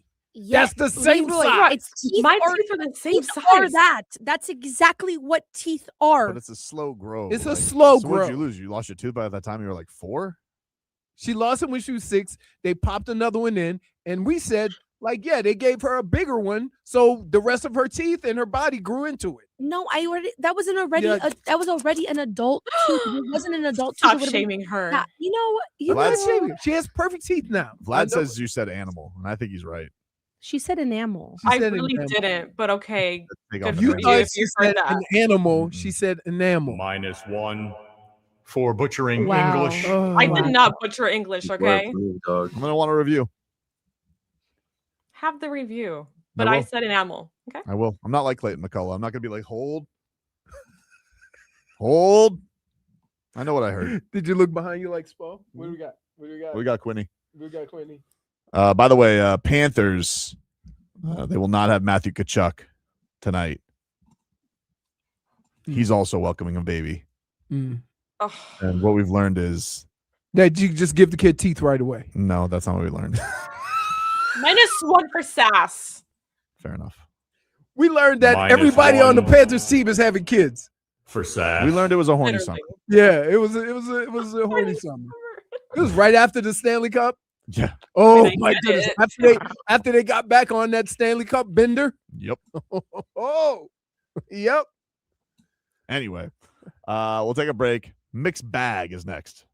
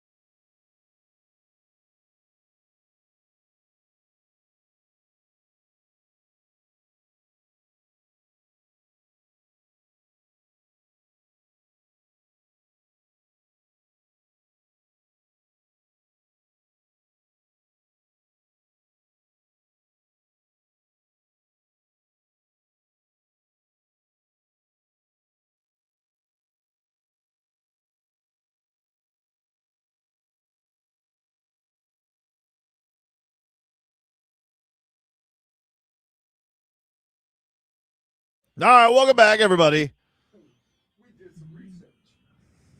Stop being so proud of yourself. You didn't do research. He didn't do research. Guy really thinks he's like the Jacques Cousteau of teeth. No, he really does, and he's so wrong. He's so dead wrong. First of all, He just won't stop till you agree with him. No. Let been- me say this. you've been- He's getting uncomfortable because let me explain to you what it says. All right. First adult molars. The first adult molars, often referred to as 6-year molars, I want to Usually tell you, if erupt- this is what Dade South said, usually we right. erupt around 6 or 7 years of age. He says, don't use erupt. Yes, stop. You keep saying That's what the definition is. Stop saying teeth eruption. I don't like it. It's gross. Why is It's it gross? gross. I It's don't know why you need to keep real. getting down to the... Brittney broke her tooth. Clearly, they didn't pay less her tooth, where she had to walk around with a bigger shoe in her mouth. Okay? Well, I showed him pictures, and he's making fun of me, calling me a bunny rabbit. No, I did not. That's not nice. No, dude. You were didn't. letting us That's know when not you nice. You did called it. me a bunny rabbit. You're I uncouth. did not. You're uncouth. I did not go. Brittney, I did not call you a Leroy. rabbit. Leroy, Leroy. you really went out of here like, you look like a bunny rabbit. Listen, No, I two just- things. Also, last segment you went like this, like you were Yeah. trying to do like the little bunny movement in your mouth, whatever. I don't like you saying teeth eruption, I'm just reading the definition. and I don't like you calling Brittney a bunny. I didn't call her a bunny. I'm just saying. Look, Does that look like a bunny rabbit to you? so look.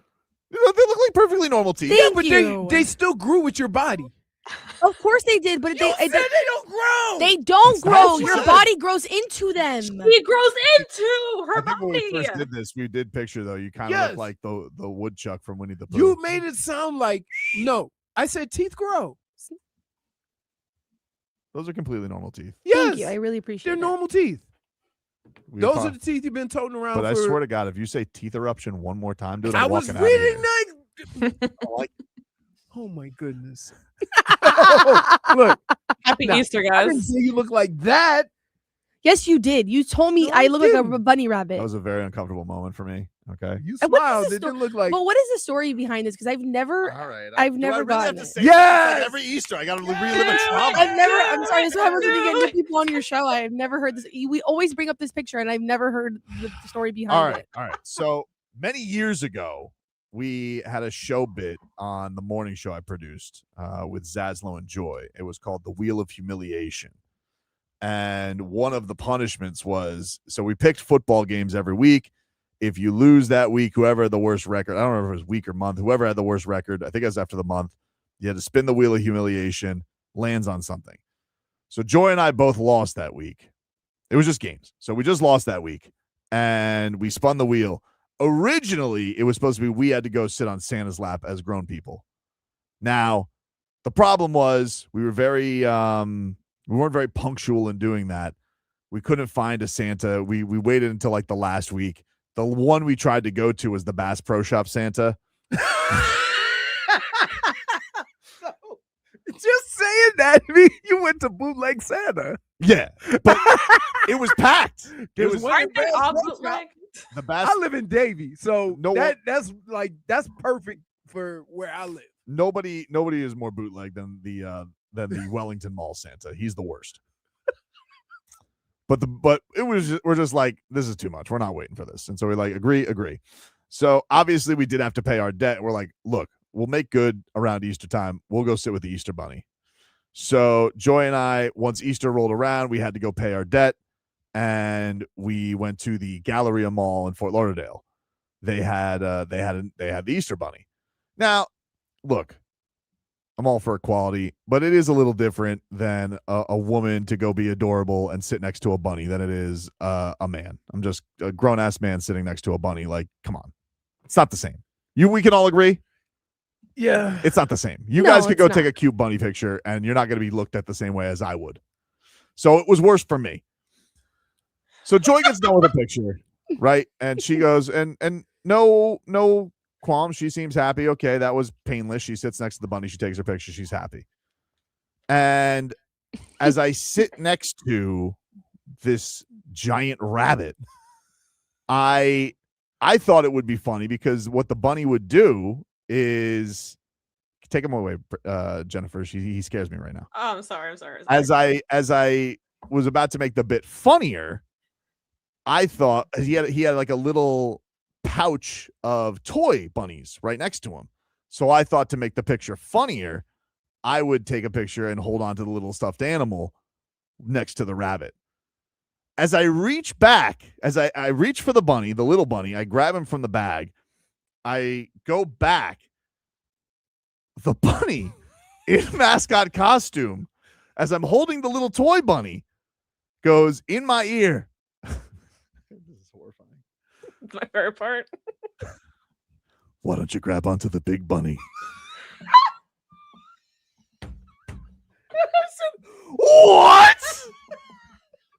In my mind, but I'm in such shock. Fight or flight. And I was just, I was stuck in the headlights. Did this pervert in a mascot costume just say, why don't you grab onto the big bunny? And I'm like, and so we got done, get our picture. And Joy's looking at me. She's like, what's wrong? What's wrong? I was just harassed by a bunny. Look like you're talking with your teeth. I think Tobin was crying here. Why don't you grab onto the big bunny? Oh my goodness. He had a very deep voice. Was it raspy? Yes. This is one of the Man. best stories I've Yes! ever heard in my whole life. It's kind of It wasn't crazy. Like it was a cute little. Why don't you hop and do it? No. No. It was a very creepy. No. Did you, Tobin? No.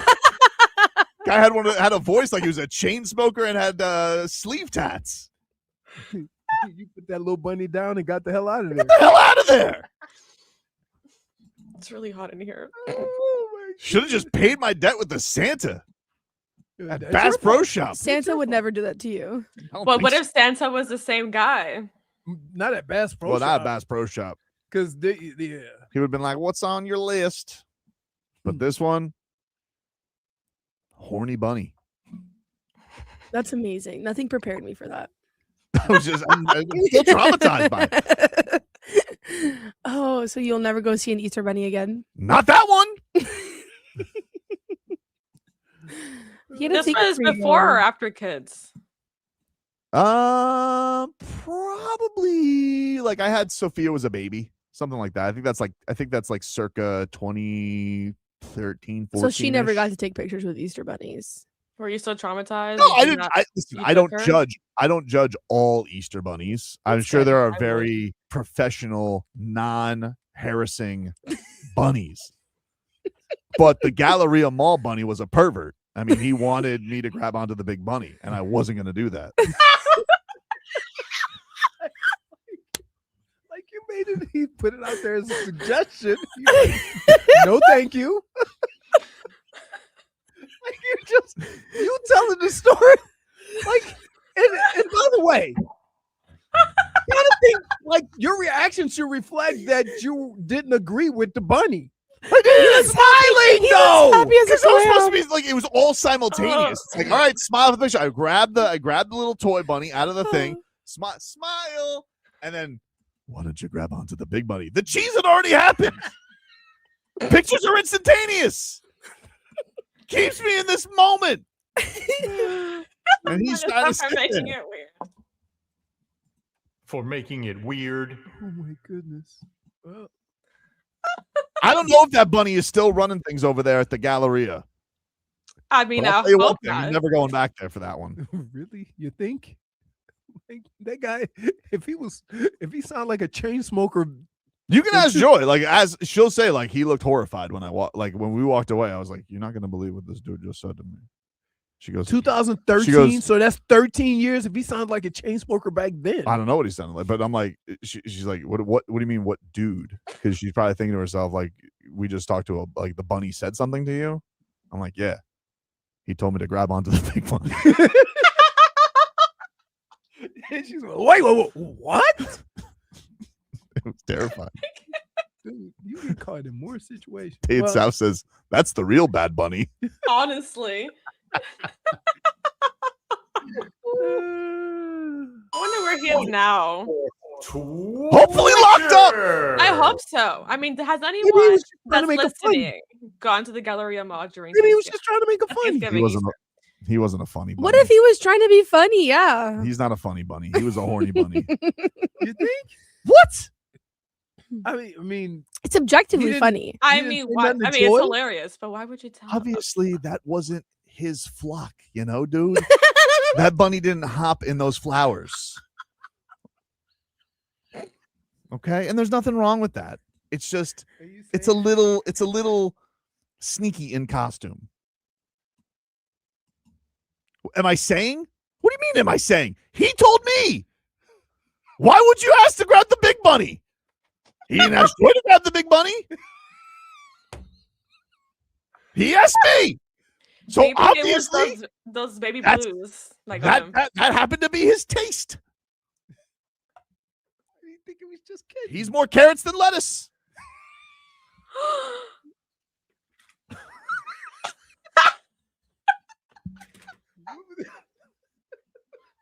Take a break. Point for Tobin.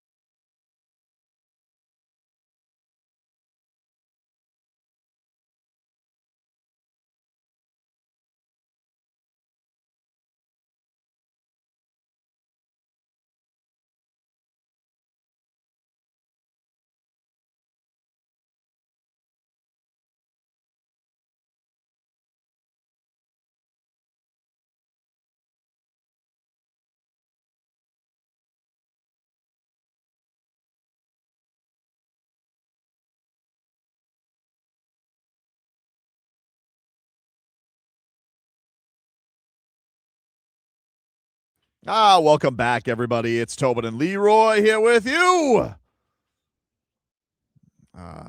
Benito. I don't want to call you by your stage name. Too traumatizing. The song is called Yo No Celoso. The hell's that mean? I'm not jealous. Oh. But the bunny that you were with on Easter might have been jealous. Also, don't open Twitter. I saw it already. Oh my God, I need to see it. Dave South's a real bastard, you know? He's a real bastard. Send it to me, Jennifer. Okay. I'm going to put it better on air. Yeah, your lighting stinks if you do that. It's like it's too glary. Headlines brought to you by Doral Hyundai. You always pay less with your Pricito at Doral Hyundai. Visit us at Doral Hyundai or DoralHyundai.com. Stack night of sports here in South Florida. Marlins and Reds, game 2 of their series. Sandy Alcantara is on the hill at 6:40 p.m. Coverage on AM 790 begins at 6 with Marlins on deck. The Heat, they're back on the hardwood tonight against the Toronto Raptors. 7:30 is your tip-off from, what the hell do they call that? Scotiabank Center? Is that what it's called? I think it is. Scotiabank Center. That gets going today. 6:15 with preheat. And the Panthers, back on the ice tonight against the Montreal Canadiens. I have a bit of a problem. Yep. How do you measure your hat? I don't know, dude. Because I went around and Yeah. I said, "What does that say?" She goes 22. So that's not. How I'm sure we could throw it into Google and circumference it. We could figure it out. All right. Panthers, 7:00 is your puck drop. Doug Plagans has your call as the Cats. No Kachuk tonight. Matthew Kachuk is sticking around for the birth of his child, as all these baby cats are just all over the place. So congratulations to the Kachuk family. And you know what the good thing is? At least everybody gets to be home for the summer with their young kids. That's nice. Yep. That's nice. Papa. So we got that. I want to get to this Giannis story. So Giannis, deep dive today from Shams Charania on the Giannis Antetokounmpo breakup with the Bucks, which, you know, I was just reading yesterday. This Giannis did another interview with the Milwaukee Journal Sentinel, I think it is. And he was doing already the walk back from the slap in the face interview that he did over the weekend. So he was already trying to say, "Oh, I could stay, you know, I could." He wants to do like all damage control on this. And then Shams is like, "Hold my beer, because here's going to be like all the dirt that's coming out from the weekend." And it's like it sounds like it's been a miserable season. Basically, the rundown of it is July came around. Giannis's people went to the Bucks and said, "Hey, can we move on? I'd only want to be traded to the New York Knicks." And then they thought about it. They didn't like the deal. They decided instead, we're going to bring you Miles Turner. And Giannis was like, "All right, I'll give that a run." Apparently, the word according to this was Giannis gave it a run for like 2 weeks. And then he was like, "Nope, this sucks. I'm ready to go. I don't like this. I'm ready. I'm miserable. I don't like it here. You guys, your solution for this was Miles Turner." You know, but that happens a lot. Teams like, but is it their fault? Because they got Dame. Yeah, they've done a lot for him. He got hurt. Mm-hmm. Then they went and got another big. Yep. Like it. They tried. They did try. They tried. I give them put that in context with Jimmy. If Jimmy had a problem with what they did, they got his boy that he wanted, so he couldn't really say nothing. They did get his boy, but I think that they also they didn't ever make the move. Like like the Bucks have always made the Drew all the moves that you would want for Jimmy. It's remember after the Damian Lillard thing, Jimmy's immediate reaction to it was to go at the Bucks for tampering. Like he was furious. Damian Lillard ended up with them. Right. One team source says this season feels like a funeral. Crazy. And it basically was like, once your best player, a team source said, when your best player is 1 foot in, 1 foot out, you're not going to win. Just how miserable it was the entire time. Mind you, he's also dealing with injuries the entire time as well. He's out, and he's apparently going, his agent is going to them. And he went back at the trade deadline, and he said that on a few months before before February 5th at the trade deadline, he was prepared to be moved. This is from Shams Charania. He declined to publicize his trade request, but made it clear to all parties involved behind the scenes that he felt both sides needed to move on immediately, as the franchise was not in a position to win. Giannis wanted to handle this professionally and was being very upfront with the team, one source with direct knowledge of the situation. This could have been a happy resolution, but instead it might end up being a nasty breakup, which it seems. Because they costing them money. That was an interesting part that was in this. Leroy is referring to in this piece, Giannis apparently missed out on a big Nike bonus because he's not going to reach 41 games this year. So he also was cost money by this. Now, so my question is this. If you're the Bucks, are you doing that because you're insulted that now you want to pick it up to make that bonus, but not to play for us? Well, this is the thing. It apparently seems like the agent went to Jimmy Haslam and Wes Edens, who are like the co-owners of the Bucks. Mm-hmm. Same Haslam that owns the Browns, and there also seems to be a divide amongst them on like who's in, who's out, who wants to make the move. Giannis's agent went to them. He says he wanted them to, quote, do right by Antetokounmpo. The player and agent recalled a handshake agreement of ownership and high-ranking officials that made to trade him collaboratively should the time come after Antetokounmpo signed an extension with the organization in 2020 and 2023. So basically saying, hey, if it ever went awry, you guys were going to move him. After this, there was a meeting. Antetokounmpo met with John Horst, their GM. Horst indicated that he was working on trade negotiations according to multiple sources. Horst also told Antetokounmpo that he might not be on the Bucks roster by the start of the 26-27 season after a recent dialogue with ownership. They had trade talks with more than a dozen teams. The Timberwolves, Miami Heat, and Golden State Warriors were among the leading suitors for Antetokounmpo. League sources said executives from each of those teams believed Horst was genuine in his conversations about moving on from Giannis in a proposal of the Bucks' criteria of a young blue-chip talent and a surplus of draft picks. For some teams, however, Horst and the Bucks took days responding to messages, calls, leaving those execs believing that Milwaukee was not ready to pull off the trade. The Bucks asked for high things. Milwaukee wanted Evan Mobley from the Cavaliers, VJ Edgecombe from the 76ers, and other assets, according to Ramona Shelburne in March. Antetokounmpo's desire in the trade talks also mattered, as he has a guaranteed contract. So he wants to go where he wants to go. As the deadline grew near, Minnesota and Golden State began to sense that Milwaukee was keeping Antetokounmpo. Both of those sides moved on, completing other deals. Team sources said that the Bucks seriously considered the Miami Heat's offer, which centered around Tyler Hero, Khalil Ware, other players, and multiple draft picks and swaps. Milwaukee contemplated moving forward with Miami on February 4th. Ownership, however, believed the best move would be to hold on to Antetokounmpo and receive better offers in the summer. The Bucks informed the Heat on the morning of February 5th that they would not accept the deal.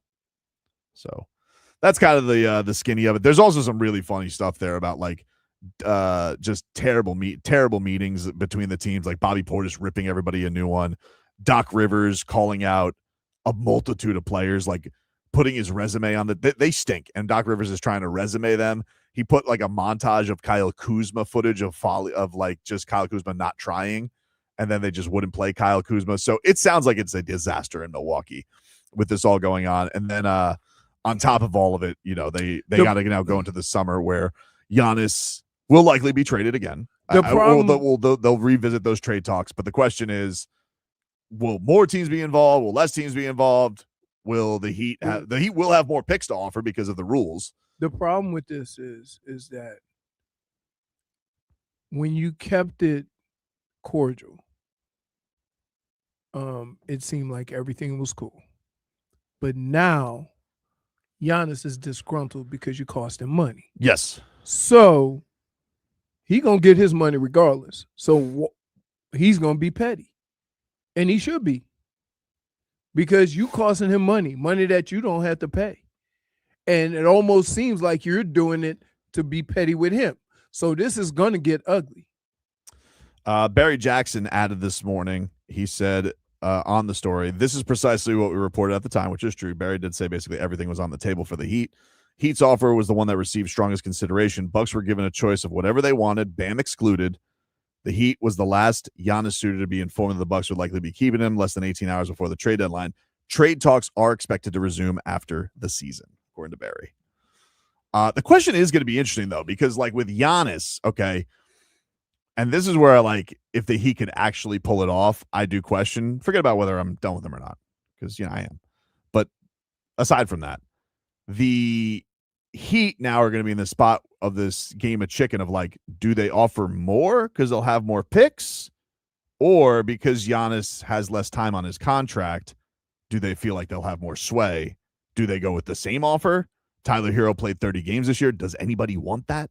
Like every time Tyler Hero's thrown into a mix, it doesn't feel like anybody's that excited about it. Khalil Ware, obviously, you understand the excitement. Well, I think now Jaime moved up. Jaime's the guy that would ask for. How do you know they won't say, we don't want Tyler, we want Jaime? We want Jaime Pella, and Khalil. Right. Yeah, I don't know. I don't know. You think they want Jovic? I don't think so, dude. Right. Though they could put Jovic, I think, now into I don't think he has. Draft the guy from Michigan, move on. I'm telling you what, when I watched that basketball game last night, you know what I thought? They're built like Orlando. Big. They were all big. Giants, except for the point guard who was the most valuable player. That was when you got other guys who were big. I mean, giants. And the windsock, man, he was doing everything. But yeah, so I don't know. It's one of those things. It's one of those things where, Well, here you can see what a mess it is. Are you doing the passive aggressive thing? Like I'm not doing anything. I'm not doing any moves. You know how I'm not doing any moves. Stop saying I'm doing moves. Dude, I know you. I know how you do it. You think Tyler Hero has to take Khalil Ware out for a beer and is like, hey, buddy, first trade rumor, first time? Don't worry, buddy. I've been in trade rumors since I was 19. He goes, yeah, but you always find a way to get hurt right before the trade deadline and nobody wants you. He goes, how do you do it? I've been balling. He goes, how do you do it? He goes, oh, let me tell you.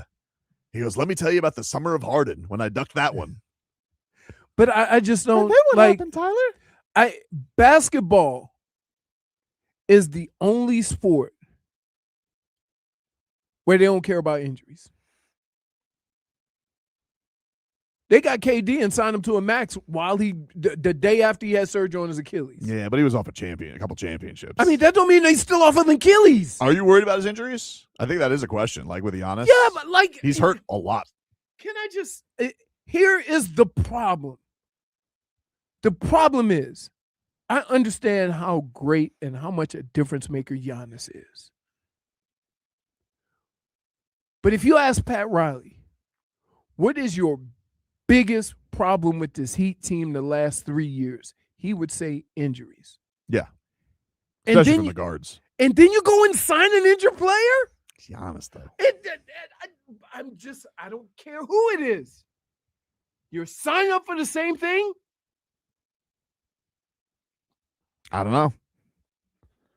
And that's going to be what's fascinating about it is like, right, but the basketball's the only really sport. They don't care. Because, like, imagine doing this again to yourself and then, like, he's hurt. And then he's hurt. Right. You're going to have to give him $300 million. Right. But he is awesome. Like, nobody's denying the guy's really talented. Nobody's disputing. They haven't had anybody like that since LeBron as far as, like, scoring prowess. Even Jimmy. Like, this guy's an MVP candidate, but hasn't been past the first round in 4 years. Gets hurt a lot. Big, his game is all power. It's not finesse and so unless he's 1, 2, 3 dunk. Yeah. So I don't know. I do think that's so that is going to be a question. That's where I am with this. But I'm not. Listen. If I'm trading that many assets for a player, my deal is that I at least want a healthy player. Mm-hmm. And if I have questions about that, I'm not signing the guy. I don't care how great he is. It's a crazy thing. And the rules are going to be different for everybody. Like the rules that, say, the Lakers have might be different than the rules the Heat have because they've experienced different things when it comes to basketball. This is the other thing, though, with the Heat. They are in a spot because of that damn Hornets pick. They really have to make a decision next year on if they want to be bad or if they want to make sure that pick's not that great. Like that has to be a choice that they make because they're going to get bit in the ass by that Hornets pick. Somebody say you got football brain. No, that's just the reality. I don't understand why a team who just lived 3 or 4 years of nothing but headache and injuries, then say, my solution to that is going to sign a guy that may give you more headache and injuries. I'm not so worried about the headaches. Like, I think No, Giannis I is going to mean, be. a headache is a pain in the ass because he's hurt. Yeah, Like, but Pat Riley is going to have a headache because I did it again. But then it's also like, how much is this? How much were the injuries? Because even when, remember, there was that one that like he just kind of fell, and we're like, what the hell happened there? Right. And so like, how much of this was he pulling a Jimmy? Like, if it's been this bad behind the scenes, and you were like, you thought I was going to make that move to get traded out of there, and then you didn't, and then they did it back to you. We're like, well, we're just not going to play you, to the point where it costs you money. Like, that's the other thing is with Jimmy, when he got back to the Warriors for that stint, like that honeymoon phase, okay, he looked like himself again. If Giannis gets to a new location with no drama, does that mean the injuries are minimized? Like, I don't know. Right. But here's the other thing. There's not a lot of options out there for the Heat to get back to contention. Other than there's nobody this caliber that's going to be available right now that the Heat can go to, even with him coming with the risks. Because who else do you go with? Kawhi, if Kawhi's contract gets voided. Zion. We've been down these roads of these guys. There's of all there's just not a ton of, like, Anthony Edwards is not going to be available. Of all the guys, who do I trust more? Zion, because he's younger. Really? No way. Sounds like you're on board with me. No, huh? no. I'm not on board with you. You're on Team I Zion? said I have the 3 choices. Right? Is it like So if I do whale calls for Zion this summer, No. you on board? no? I kind of want him. I just told you if I had to pick one. If you had to pick from those 3, If you had you're to picking pick from Zion. if you had to pick from Kawhi. Giannis, Kawhi, and Zion. You're insane. Yeah, Zion. You're insane, You're Brittney insane. says. You're Wow. insane. Who would you go with, Brittney? Giannis, 1,000%. He's hurt. So is Zion, and Zion also has off the court issues. Like, Whoa. Maybe. Maybe. Not Allegedly. The way we Not the word allegedly. we the word Very we use in often the things business, out there. the word we use out there is allegedly. He just acts like a Florida Panther, except all the time, not just after winning a championship. exactly. And he's done Oh, nothing in his career about to Ja deserve Morant? to go out there and do those things. John Morant. I want no piece of that. You want no piece of John Morant, but you want a piece of Zion? Yeah. He's showed more. John Morant has shown more promise in the NBA than Zion has. Well, I mean, No, don't. This is like, Yes. that one year Zion had, like, when he was shooting like 65%, That's and he was great. an all-star. But what has he done since then? He got in shape. He was very healthy this year. The He was Pelicans healthy this year. I don't understand why the Pelicans are as bad as they They are. got a lot of good players. Maybe because of him. Exact. Precisely my Did you point. just box yourself in? Oh, I just said Box maybe. I yourself said maybe. in. I said No, maybe. no, you didn't I'm not actually. taking full. I'm not taking full. I'm just saying we're just spitballing here. And just because, and now I want you to know that, like, now just because you don't want Giannis, this is going to be the heaviest. I didn't say push no. Here. Hey, Go ahead, Brittany. Go ahead. Hey. Yep. Okay. Just because I don't want Giannis, what? just because you want Giannis, this is going to be the heaviest push that the Heat make. Because I'm going to tell you right now, Mm-hmm. they're not going to be bad next year. They don't want that. So they're desperate right now. Like we've said a million They times, are. they don't trust anybody on that team except for Bam Adebayo. Mm-hmm. And they're I think at a point where if they especially don't make it out of the play-in, they're going to be desperate this summer. Yeah, and Giannis is going to be your best bet. So I think they're going to throw the house at him. And I think we might actually end up with Giannis on this team next season. Yeah, I've said that a couple times too, but you know, And where are we? No, but this is Got I think Jovic. there's been This time times is with the gonna be Heat. different. No, I think this time I have been a big proponent of like they're not going to do that, make that move. Mhm. I've never when the whole Damian Lillard thing was going on, I was like, that's not going to happen. I was right. This time, I think they're desperate, and I don't think that they want to go into next year being bad. And so, in their heads, the way that they can try and say, you know what, we tried something, is going for Giannis. They're not going to tank. It's not going to happen. They need to somehow come out of it, though. They need to come out of it with, because if they have to give up Ware, they need to come out of it with hopefully still having Pella, and then they gotta find a real guard. They have to. I don't know who that is. I don't even know that. Even if that's getting the tail end of Drew Holiday's contract, like they gotta find somebody else, Which to put, works. You know, and then like it just can't be Giannis and Bam, and that's it. That's the team. It's not going to be good enough. No, that You're won't be good wasting enough because you're you're wasting not. your time. That's not going to be good enough. They have to make other moves, but I think that it opens the door for them to make those moves I mean, around Jokic Bam and time for him to Giannis. step up. if he's here. But I think the Heat are at a point, and I think we all agree, is that everybody but Bam can go. I think if I had to guess, unless like somebody like Joker became available or Anthony Edwards, I would guess the guys that they want on this team are going to be Bam and Pella. Yep. Those are the guys they're not going to let go. Mm-hmm.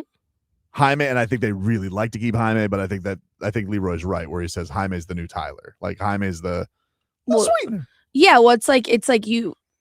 Do you stick around? You keep him around and wait for his stock to drop, or do you strike while the iron's hot? Right. Yeah. Him coming off 6th man of the year, that would be like, hey, you struck while the iron was hot on him. Yeah, like you're rewriting history from Tyler Hero. But I don't know. Like it is going to be an interesting question. And then people have their basketball fit questions on Bam and Giannis. I'm not so worried about that because Bam and Jimmy was pretty productive, and that wasn't a great offensive fit. I think those guys as a defensive duo could be so diabolical. I think you could fill in the cracks the right way. I'm not super worried about that, but it's going to be interesting how the Heat handle it because they're going to feel like you're right, Brittney, and they probably should feel desperate. But to the Heat's, I don't know if you want to say credit or what, but the Heat's, they never go at these things from a desperate standpoint. Never. Not even in the Shaq negotiations they went at this. The only time they really did desperate, to be honest with you, was the LeBron thing because they just wanted to get those done. And they just threw in extra picks for no reason. None of them really burned them that bad. But they don't, honestly, the most desperate trade they've done recently is the Terry Rozier deal. Oh, my gosh. That's the most desperate trade they've done recently. Okay. But I don't know that I would consider what they give for Giannis necessarily desperate. I mean it in a sense of like they are going to push for it more than anything because they're desperate in the sense that they feel they need to do something. Right. The question, we were talking about this though. The question is what's going to happen in the playoffs? Because if the Heat aren't going to be in the playoffs or if the Heat are going to get bounced early from the playoffs, who loses in the playoffs that could put more of a push? Because if Giannis wants to win, first of all, you're coming to a Heat team that just has Bam, basically. Mm-hmm. So, like, how much does that appeal to him? If the Knicks want to give up one of their guys, or let's say Houston loses and they want to give up Şengün, do the Heat really have a guy of that talent and development to compete with that? Not really. No. As much as I love Khalil, and I love Khalil Ware, I don't know if they've got like the blue chip guy. So then it comes. It might be what you need, what you want at that position, though. Then it comes down to Giannis. It's almost like the Dame thing again. It's like, well, we didn't do wrong by you because we put you to a good team. Even if he wants to go to Miami A1 number 1, which we don't know that he is because apparently the top team that was back at least in the summer was the Knicks. Even though I don't think the Heat, we've heard like reportedly the Heat aren't. He's not against going to the Heat.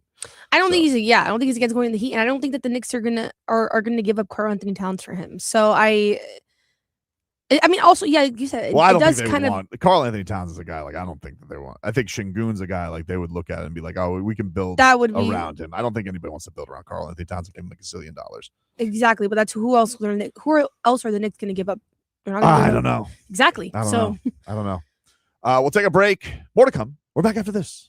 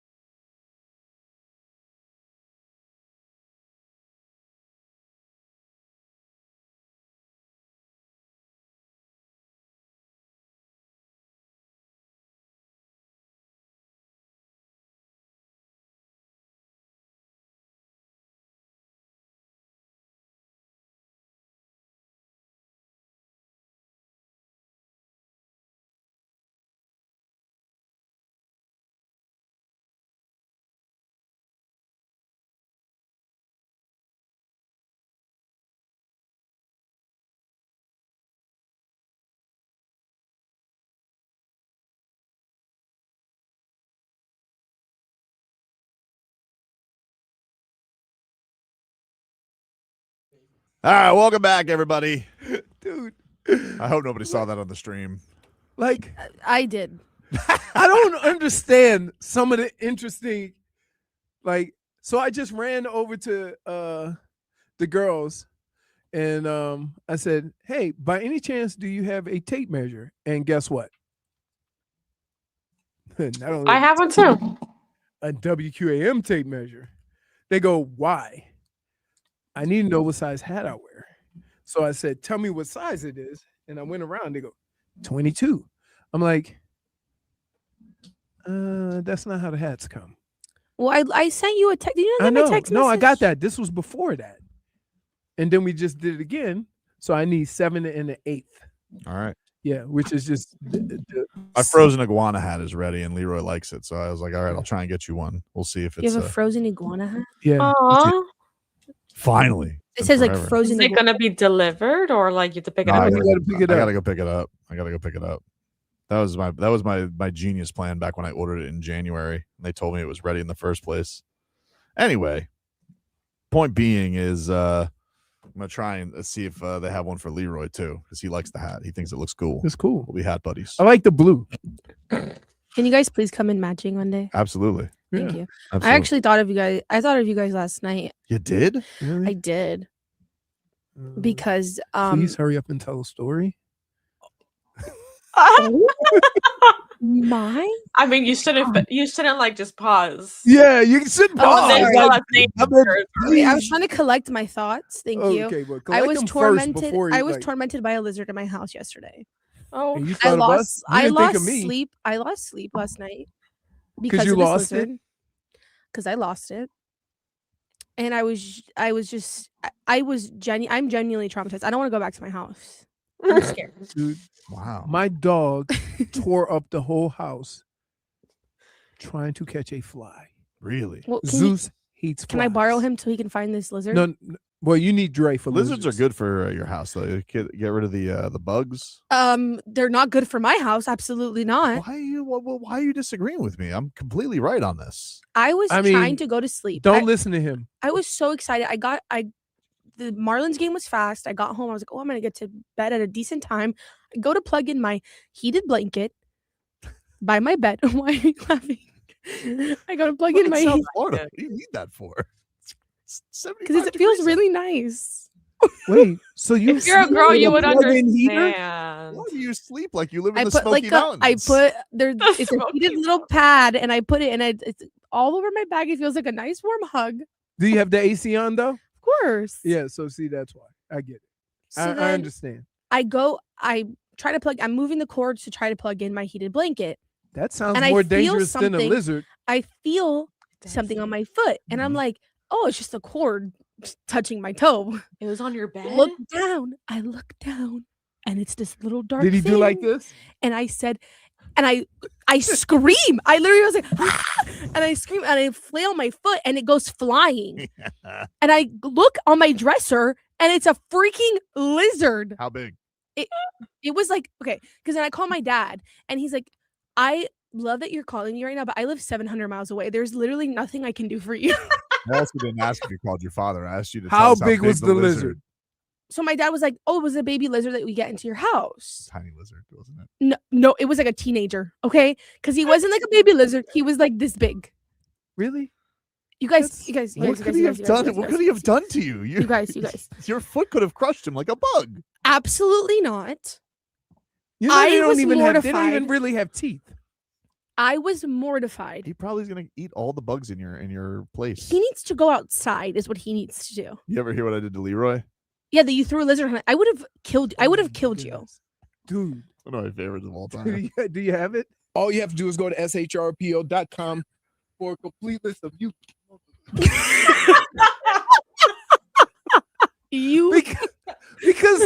because what he did was You're a terrible person for he that. left. He left. He's a terrible right? human being. He left. And I was reading, and he opened up the door, and I was kind of doing the reading, looking, and he just threw it on my computer. It's an insane thing to do to Crazy somebody. work. I'm not. Somebody told me to get it in the hall. We had bugs and Oh lizards. my goodness! In our old building, we had a dead roach, and I put a headstone. I love that building. It A was headstone so on a fun. roach No, it is. in the hall. It was ridiculous. And so then it was on the dresser, and my dad was like, "Okay, just get a paper towel, grab him, and take him outside." I said, "Are you crazy?" So you're just letting him roam? No. So then I was like, he got in between my dresser and like in his bag. So I'm like, okay, I'm gonna squish the lizard. He's scared of me. I'm scared of him. Yeah, way more scared of you. You're a giant compared to And him. you have teeth. He's a wee lizard. You have your teeth since you were 6. You know he's terrified of that. Leroy.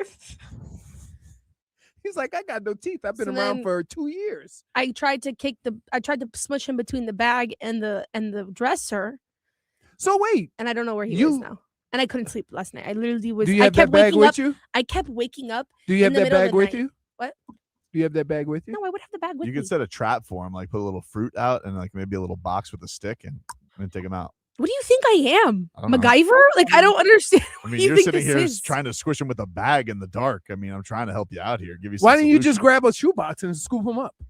You know, all of this hindsight 2020. I mean, you 50 tried feet to away from him smash 'cause I him. was You terrified. tried to smash him with a bag. It was like he was sandwiched in between the bag and the dresser. I'm sorry. You know, honestly.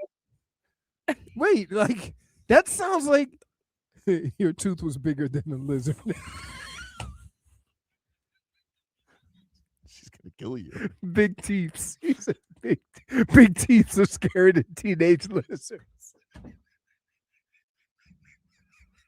I think what you should have learned, Brittany, is this is not the place for comfort. No, actually. She's trying to like go through the trauma she experienced last night. And you guys are just out here throwing Kind of like we laughed at nonsense him. at We her. laughed at him about the bunny. Yep. Oh It's not my funny when it's your goodness. trauma. So let me get this straight. Make it So clear. listen, I'm terrified. of She's lizards. scared of lizards. I'm Everyone terrified. has their own thing. Listen, if you need a spider or a roach or anything, I'm your guy.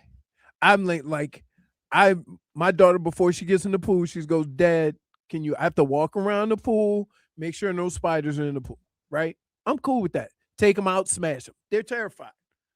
Lizards, snakes, I'm out. So I think if it was a roach or a spider, I would have handled the situation. Oh, I mean, dude, a lizard, you just flick them outside. I'll tell you one thing. I opened up the folding table for Easter the other day. Oh, that's another one.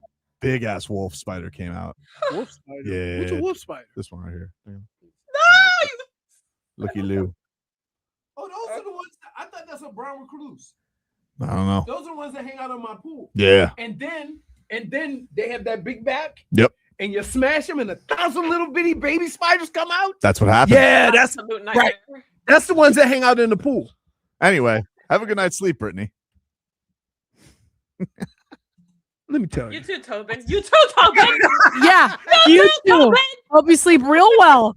That's a funny. Next to your. Oh, it's not funny. Now That's it's not not That's a funny. funny. Now it's not funny. I hope That was real drama that happened to me. I'm gonna bring you a little Easter bunny stuffy. I was harassed. I'm gonna bring. Yeah, I was harassed. So was she with the lizard. I was You were harassed. I was harassed. You by can the kill that thing. Hey, you can't be scared of something you can't see. Take a break. Back after this.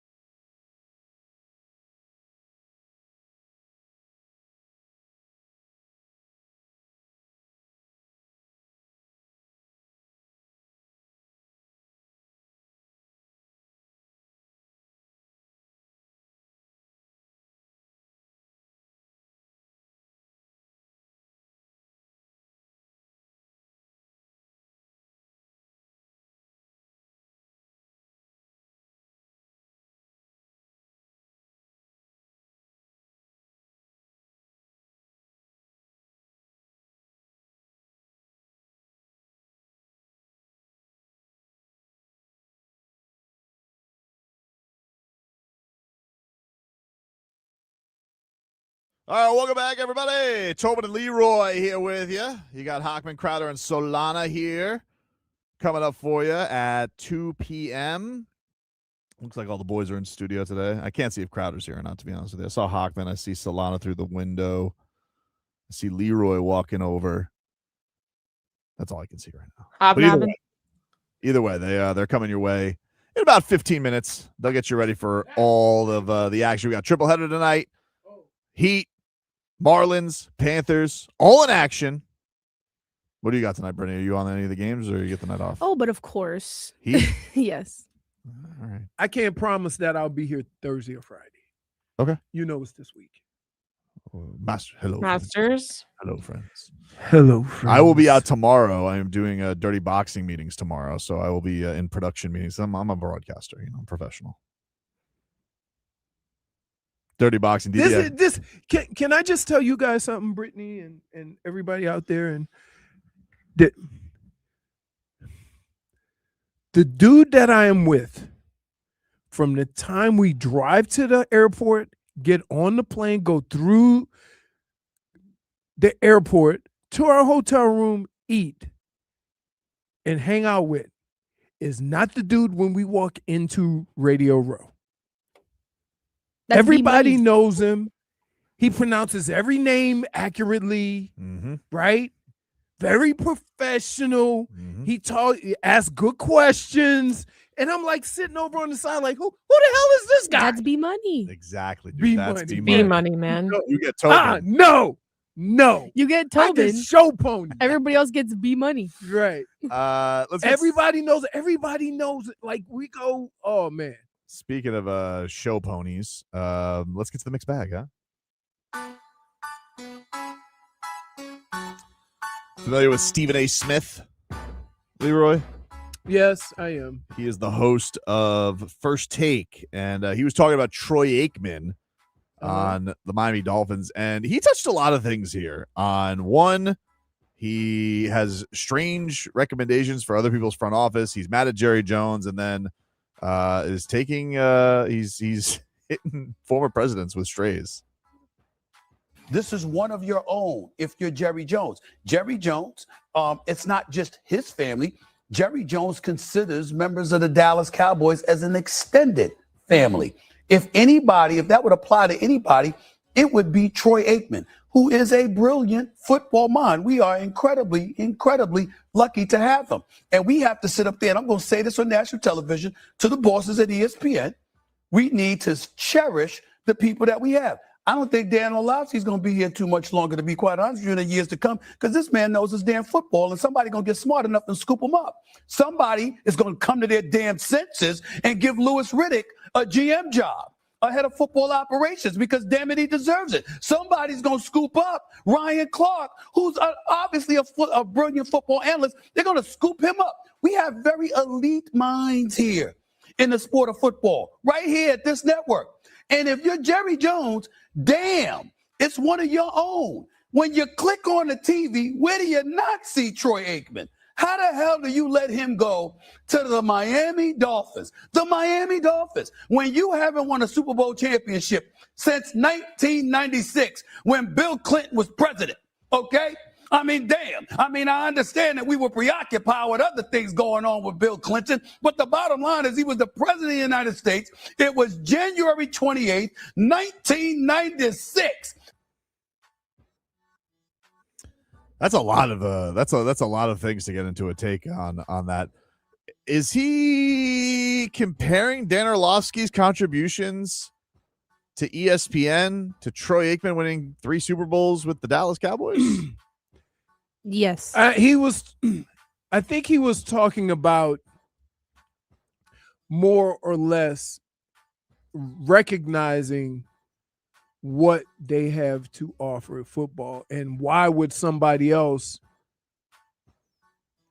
offer that opportunity to Troy Aikman and not the guy that that considers him family. But Dan Orlovsky in the same sentence as Troy Aikman ran out of an end zone. Well, it's just about football. He didn't say about their careers, about their knowledge of football. You can separate the two. Let me ask you a question. What? Just be honest with me. Not at all. How fired up would I be? How fired? If you heard in the offseason Dan Orlovsky that the Miami Dolphins didn't hire Troy Aikman, that Dan Orlovsky was their consultant. It's a weird thing because outside of football, they do the same thing. In fact, Dan Orlovsky does it more than the weekly game that Troy Aikman does. So I would say he does more work at it than Aikman because he does it every day. That being said, not at all. Me neither. But that's our fault. You understand that, I don't think right? it is our fault. It's our fault because fault. you're going with the big name, which is what has gotten this organization in trouble. I don't know. I'm just telling you. Like, here, they say this in sports all the time.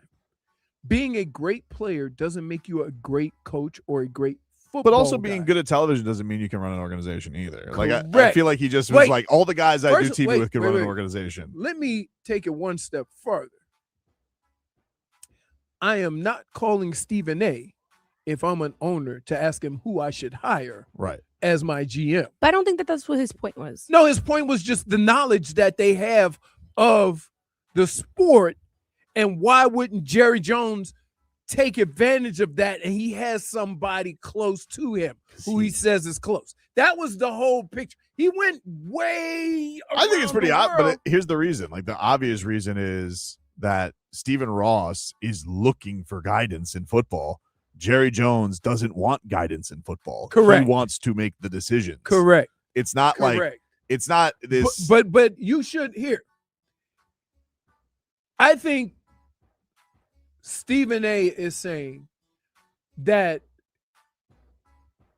Troy Aikman should have been a part of the Dallas Cowboy organization in some capacity, even if Jerry Jones wasn't going to listen to a damn word he had to say. You see what I mean? He should be around that organization.